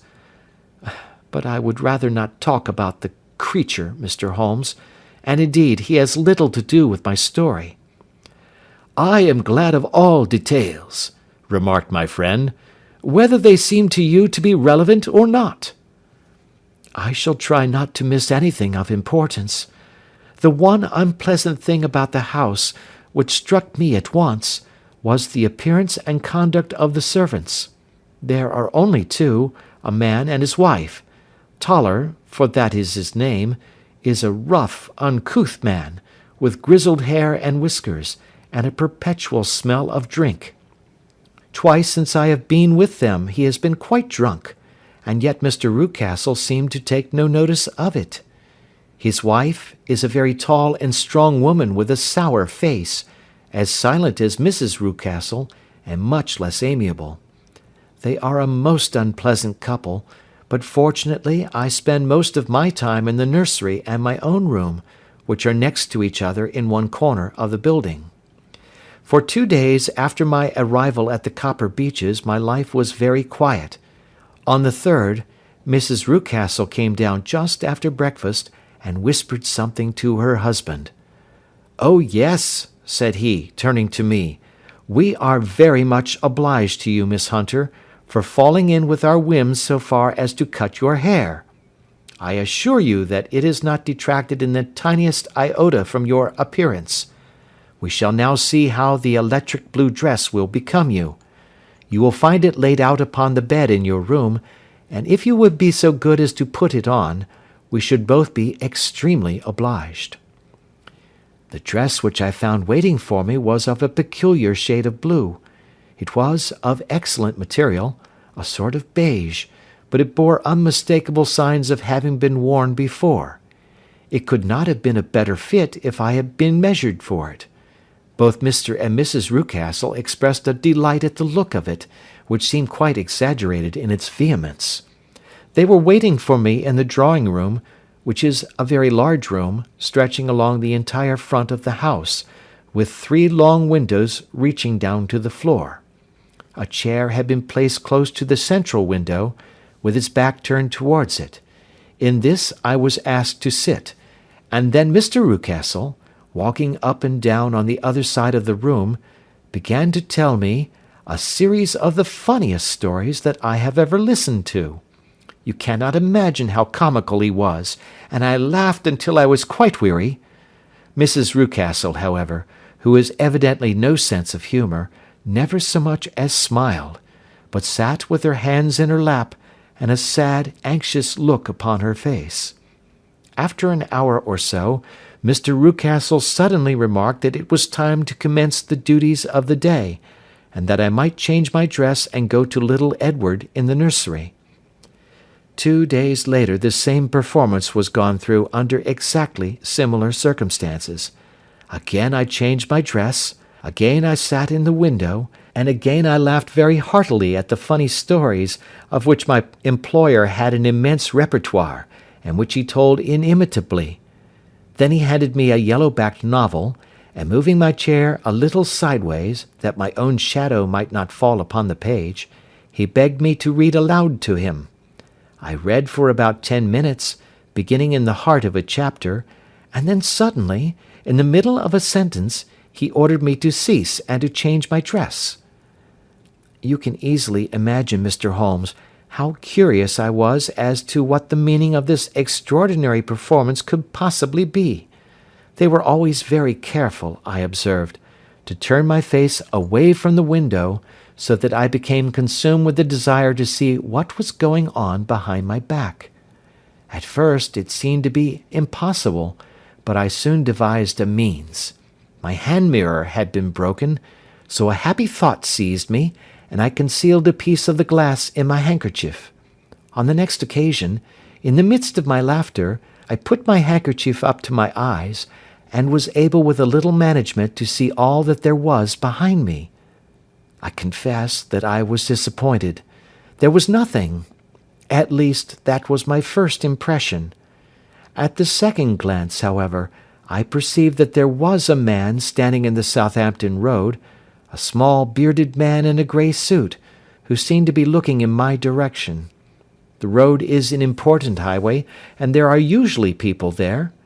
This man, however, was leaning against the railings which bordered our field, and was looking earnestly up. I lowered my handkerchief, and glanced at Mrs. Rucastle to find her eyes fixed upon me with a most searching gaze. She said nothing, but I am convinced that she had divined that I had a mirror in my hand, and had seen what was behind me. She rose at once. "Jethro," said she, "there is an impertinent fellow upon the road there who stares up at Miss Hunter." "No friend of yours, Miss Hunter?" he asked. "No, I know no one in these parts." "Dear me, how very impertinent! Kindly turn round and motion to him to go away." "Surely it would be better to take no notice." "No, no, we should have him loitering here always. Kindly turn round and wave him away like that." I did as I was told, and at the same instant Mrs. Rucastle drew down the blind. That was a week ago, and from that time I have not sat again in the window, nor have I worn the blue dress, nor seen the man in the road. "Pray continue," said Holmes. "Your narrative promises to be a most interesting one." "You will find it rather disconnected, I fear, and there may prove to be little relation between the different incidents of which I speak. On the very first day that I was at the Copper Beeches, Mr. Rucastle took me to a small outhouse which stands near the kitchen door. As we approached it, I heard the sharp rattling of a chain, and the sound as of a large animal moving about. "Look in here," said Mr. Rucastle, showing me a slit between two planks. "Is he not a beauty?" I looked through and was conscious of two glowing eyes, and of a vague figure huddled up in the darkness. "Don't be frightened," said my employer, laughing at the start which I had given. "It's only Carlo, my mastiff. I call him mine, but really old Toller, my groom, is the only man who can do anything with him. We feed him once a day, and not too much then, so that he is always as keen as mustard. Toller lets him loose every night, and God help the trespasser whom he lays his fangs upon. For goodness' sake, don't you ever, on any pretext, set your foot over the threshold at night, for it's as much as your life is worth." The warning was no idle one, for 2 nights later I happened to look out of my bedroom window about 2 o'clock in the morning. It was a beautiful moonlight night, and the lawn in front of the house was silvered over and almost as bright as day. I was standing, wrapped in the peaceful beauty of the scene, when I was aware that something was moving under the shadow of the Copper Beeches. As it emerged into the moonshine, I saw what it was. It was a giant dog, as large as a calf, tawny tinted, with hanging jowl, black muzzle, and huge projecting bones. It walked slowly across the lawn and vanished into the shadow upon the other side. That dreadful sentinel sent a chill to my heart which I do not think that any burglar could have done. And now I have a very strange experience to tell you. I had, as you know, cut off my hair in London, and I had placed it in a great coil at the bottom of my trunk. One evening, after the child was in bed, I began to amuse myself by examining the furniture of my room, and by rearranging my own little things. There was an old chest of drawers in the room, the two upper ones empty and open, the lower one locked. I had filled the first two with my linen, and as I had still much to pack away, I was naturally annoyed at not having the use of the third drawer. It struck me that it might have been fastened by a mere oversight, so I took out my bunch of keys and tried to open it. The very first key fitted to perfection, and I drew the drawer open. There was only one thing in it, but I am sure that you would never guess what it was. It was my coil of hair. I took it up and examined it. It was of the same peculiar tint and the same thickness. But then the impossibility of the thing obtruded itself upon me. How could my hair have been locked in the drawer? With trembling hands I undid my trunk, turned out the contents, and drew from the bottom my own hair. I laid the two tresses together, and I assure you that they were identical. Was it not extraordinary? Puzzle as I would, I could make nothing at all of what it meant. I returned the strange hair to the drawer, and I said nothing of the matter to the Rucastles, as I felt that I had put myself in the wrong by opening a drawer which they had locked. I am naturally observant, as you may have remarked, Mr. Holmes, and I soon had a pretty good plan of the whole house in my head. There was one wing, however, which appeared not to be inhabited at all. A door which faced that which led into the quarters of the Tollers opened into this suite, but it was invariably locked. One day, however, as I ascended the stair, I met Mr. Rucastle coming out through this door, his keys in his hand, and a look on his face which made him a very different person to the round, jovial man to whom I was accustomed. His cheeks were red, his brow was all crinkled with anger, and the veins stood out at his temples with passion. He locked the door, and hurried past me without a word or a look. This aroused my curiosity, so when I went out for a walk in the grounds with my charge, I strolled round to the side from which I could see the windows of this part of the house. There were 4 of them in a row, 3 of which were simply dirty, while the 4th was shattered up. They were evidently all deserted. As I strolled up and down, glancing at them occasionally, Mr. Rucastle came out to me, looking as merry and jovial as ever. "Ah," said he, "you must not think me rude if I passed you without a word, my dear young lady." I was preoccupied with business matters. I assured him that I was not offended. "By the way," said I, "you seem to have quite a suite of spare rooms up there, and one of them has the shutters up." He looked surprised, and, as it seemed to me, a little startled at my remark. "Photography is one of my hobbies," said he. "I have made my dark room up there. But, dear me, what an observant young lady we have come upon! Who would have believed it? Who would have ever believed it?" He spoke in a jesting tone, but there was no jest in his eyes as he looked at me.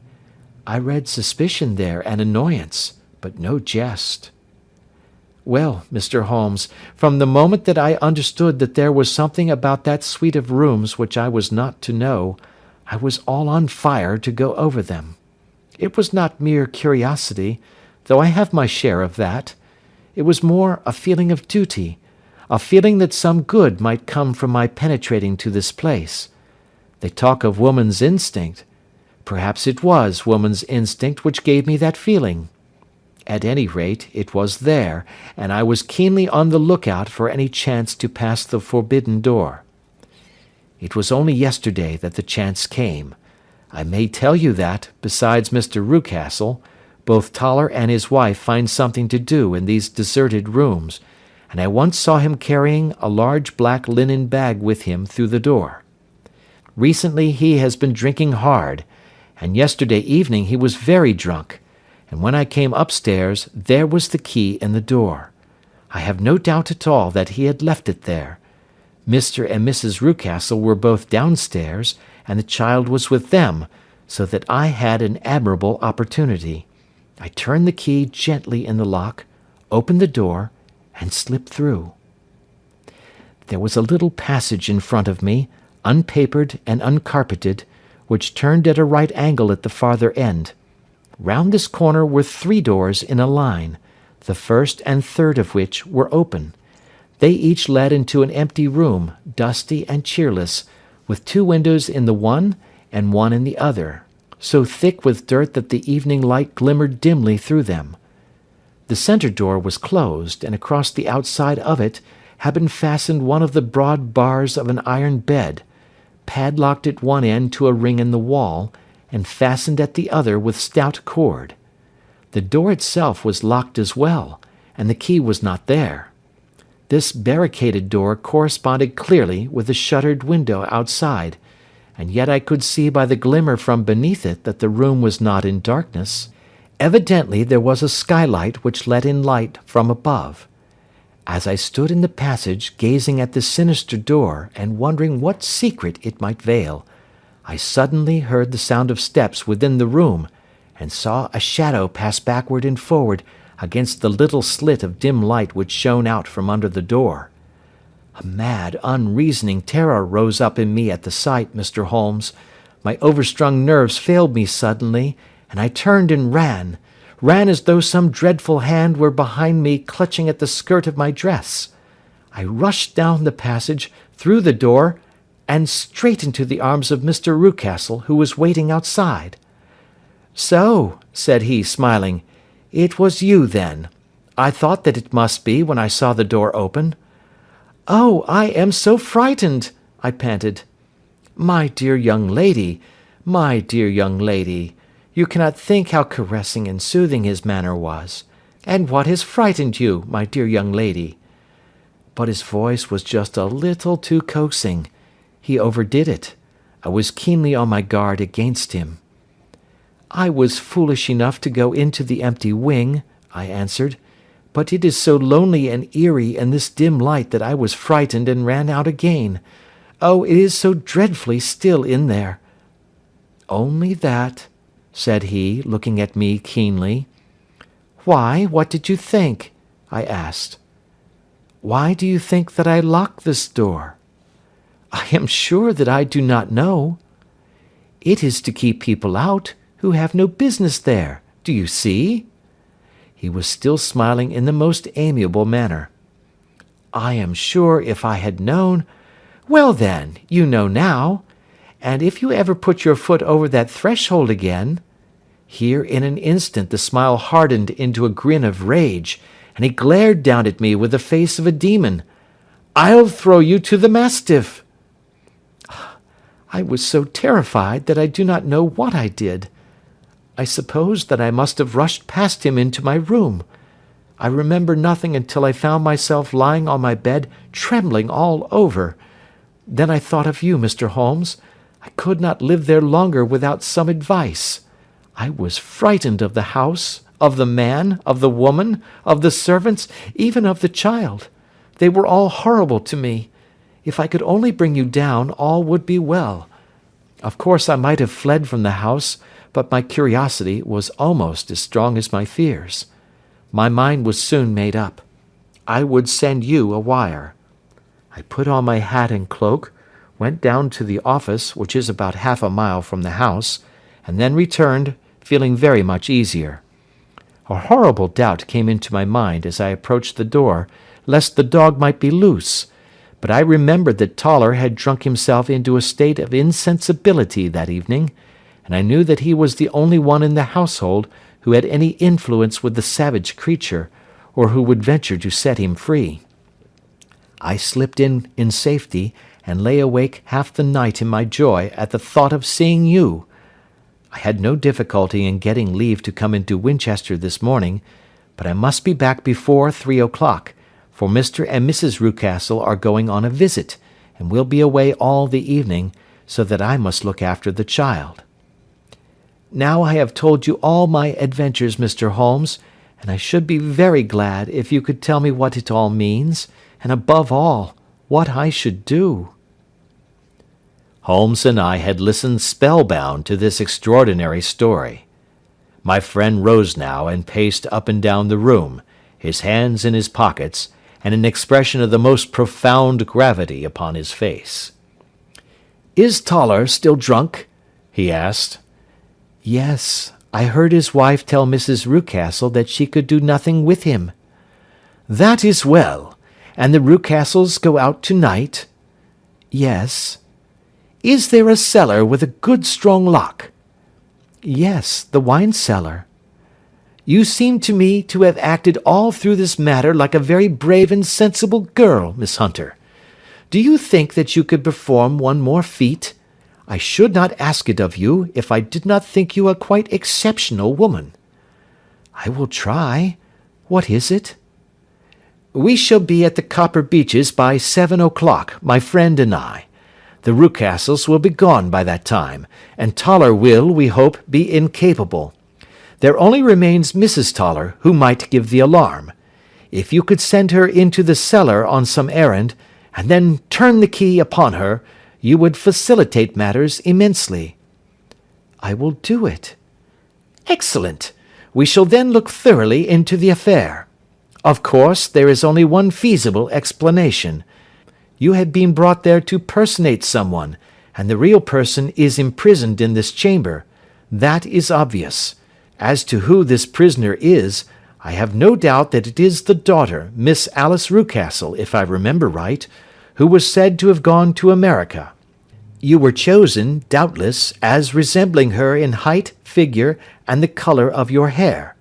Hers had been cut off, very possibly in some illness through which she has passed, and so of course yours had to be sacrificed also. By a curious chance you came upon her tresses. The man in the road was undoubtedly some friend of hers, possibly her fiancé, and no doubt, as you wore the girl's dress and were so like her, he was convinced from your laughter, whenever he saw you, and afterwards from your gesture, that Miss Rucastle was perfectly happy, and that she no longer desired his attentions. The dog is let loose at night to prevent him from endeavouring to communicate with her. So much is fairly clear. The most serious point in the case is the disposition of the child." "What on earth has that to do with it?" I ejaculated. "My dear Watson, you as a medical man are continually gaining light as to the tendencies of a child by the study of the parents. Don't you see that the converse is equally valid? I have frequently gained my first real insight into the character of parents by studying their children. This child's disposition is abnormally cruel, merely for cruelty's sake, and whether he derives this from his smiling father, as I should suspect, or from his mother, it bodes evil for the poor girl who is in their power." "I am sure that you are right, Mr. Holmes," cried our client. "A thousand things come back to me which make me certain that you have hit it. Oh, let us lose not an instant in bringing help to this poor creature." "We must be circumspect, for we are dealing with a very cunning man. We can do nothing until 7 o'clock. At that hour we shall be with you, and it will not be long before we solve the mystery." We were as good as our word, for it was just 7 when we reached the Copper Beeches, having put up our trap at a wayside public-house. The group of trees, with their dark leaves shining like burnished metal in the light of the setting sun, were sufficient to mark the house, even had Miss Hunter not been standing smiling on the doorstep. "Have you managed it?" asked Holmes. A loud thudding noise came from somewhere downstairs. "That is Mrs. Toller in the cellar," said she. "Her husband lies snoring on the kitchen rug. Here are his keys, which are the duplicates of Mr. Rucastle's." "You have done well indeed," cried Holmes with enthusiasm. "Now lead the way, and we shall soon see the end of this black business." We passed up the stair, unlocked the door, followed on down a passage, and found ourselves in front of the barricade which Miss Hunter had described. Holmes cut the cord and removed the transverse bar. Then he tried the various keys in the lock, but without success. No sound came from within, and at the silence Holmes's face clouded over. "I trust that we are not too late," said he. "I think, Miss Hunter, that we had better go in without you. Now, Watson, put your shoulder to it, and we shall see whether we cannot make our way in." It was an old rickety door, and gave at once before our united strength. Together we rushed into the room. It was empty. There was no furniture save a little pallet bed, a small table, and a basketful of linen. The skylight above was open, and the prisoner gone. "There has been some villainy here," said Holmes. "This beauty has guessed Miss Hunter's intentions and has carried his victim off." "But how?" "Through the skylight. We shall soon see how he managed it." He swung himself up onto the roof. "Ah, yes," he cried. "Here's the end of a long light ladder against the eaves. That is how he did it." "But it is impossible," said Miss Hunter. "The ladder was not there when the Rucastles went away." "He has come back and done it. I tell you that he is a clever and dangerous man. I should not be very much surprised if this were he whose step I hear now upon the stair. I think, Watson, that it would be as well for you to have your pistol ready." The words were hardly out of his mouth before a man appeared at the door of the room, a very fat and burly man, with a heavy stick in his hand. Miss Hunter screamed and shrunk against the wall at the sight of him, but Sherlock Holmes sprang forward and confronted him. "You villain!" said he. "Where's your daughter?" The fat man cast his eyes round and then up at the open skylight. "It is for me to ask you that!" he shrieked. "You thieves! Spies and thieves! I have caught you, have I? You are in my power! I'll serve you!" He turned and clattered down the stairs as hard as he could go. "He's gone for the dog," cried Miss Hunter. "I have my revolver," said I. "Better close the front door," cried Holmes, and we all rushed down the stairs together. We had hardly reached the hall when we heard the baying of a hound, and then a scream of agony, with a horrible worrying sound which it was dreadful to listen to. An elderly man with a red face and shaking limbs came staggering out at a side door. "My God!" he cried. "Someone has loosed the dog! It's not been fed for 2 days! Quick, quick, or it'll be too late!" Holmes and I rushed out and round the angle of the house, with Toller hurrying behind us. There was the huge famished brute, its black muzzle buried in Rucastle's throat, while he writhed and screamed upon the ground. Running up, I blew its brains out, and it fell over with its keen white teeth still meeting in the great creases of his neck. With much labour, we separated them and carried him, living but horribly mangled, into the house. We laid him upon the drawing-room sofa, and having dispatched the sobered Toller to bear the news to his wife, I did what I could to relieve his pain. We were all assembled round him when the door opened, and a tall, gaunt woman entered the room. "Mrs. Toller!" cried Miss Hunter. "Yes, miss. Mr. Rucastle let me out when he came back before he went up to you. Ah, miss, it is a pity you didn't let me know what you were planning, for I would have told you that your pains were wasted." "Ha!" said Holmes, looking keenly at her. "It is clear that Mrs. Toller knows more about this matter than anyone else." "Yes, sir, I do, and I am ready enough to tell what I know." "Then pray sit down, and let us hear it, for there are several points on which I must confess that I am still in the dark." "I will soon make it clear to you," said she, "and I'd have done so before now if I could have got out of the cellar. If there's police court business over this, you remember that I was the one that stood your friend, and that I was Miss Alice's friend too. She was never happy at home, Miss Alice wasn't, from the time that her father married again. She was slighted like and had no say in anything, but it never really became bad for her until after she met Mr. Fowler at a friend's house.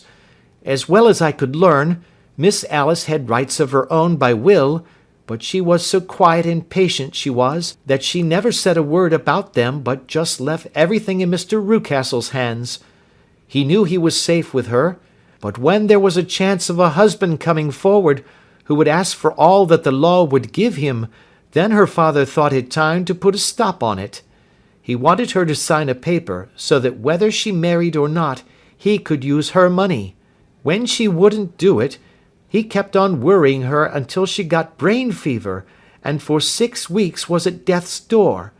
Then she got better at last, all worn to a shadow, and with her beautiful hair cut off. But that didn't make no change in her young man, and he stuck to her as true as men could be."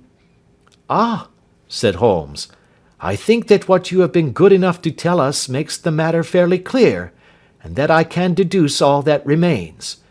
Mr. Rucastle, then, I presume, took to the system of imprisonment?" "Yes, sir." "And brought Miss Hunter down from London in order to get rid of the disagreeable persistence of Mr. Fowler?" "That was it, sir. But Mr. Fowler, being a persevering man, as a good seaman should be, blockaded the house, and having met you, succeeded by certain arguments, metallic or otherwise, in convincing you that your interests were the same as his." "Mr. Fowler was a very kind-spoken, free-handed gentleman," said Mrs. Toller serenely. "And in this way he managed that your good man should have no want of drink, and that a ladder should be ready at the moment when your master had gone out. You have it, sir, just as it happened."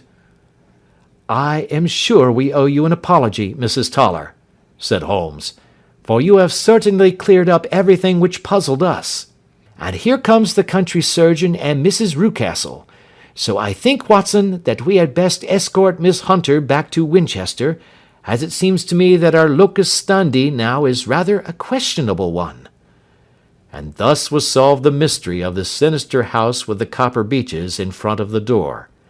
Mr. Rucastle survived, but was always a broken man, kept alive solely through the care of his devoted wife. They still live with their old servants, who probably know so much of Rucastle's past life that he finds it difficult to part from them.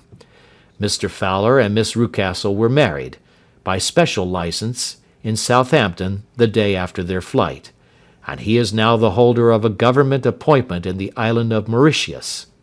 As to Miss Violet Hunter, my friend Holmes, rather to my disappointment, manifested no further interest in her when once she had ceased to be the centre of one of his problems, and she is now the head of a private school at Walsall, where I believe that she has met with considerable success.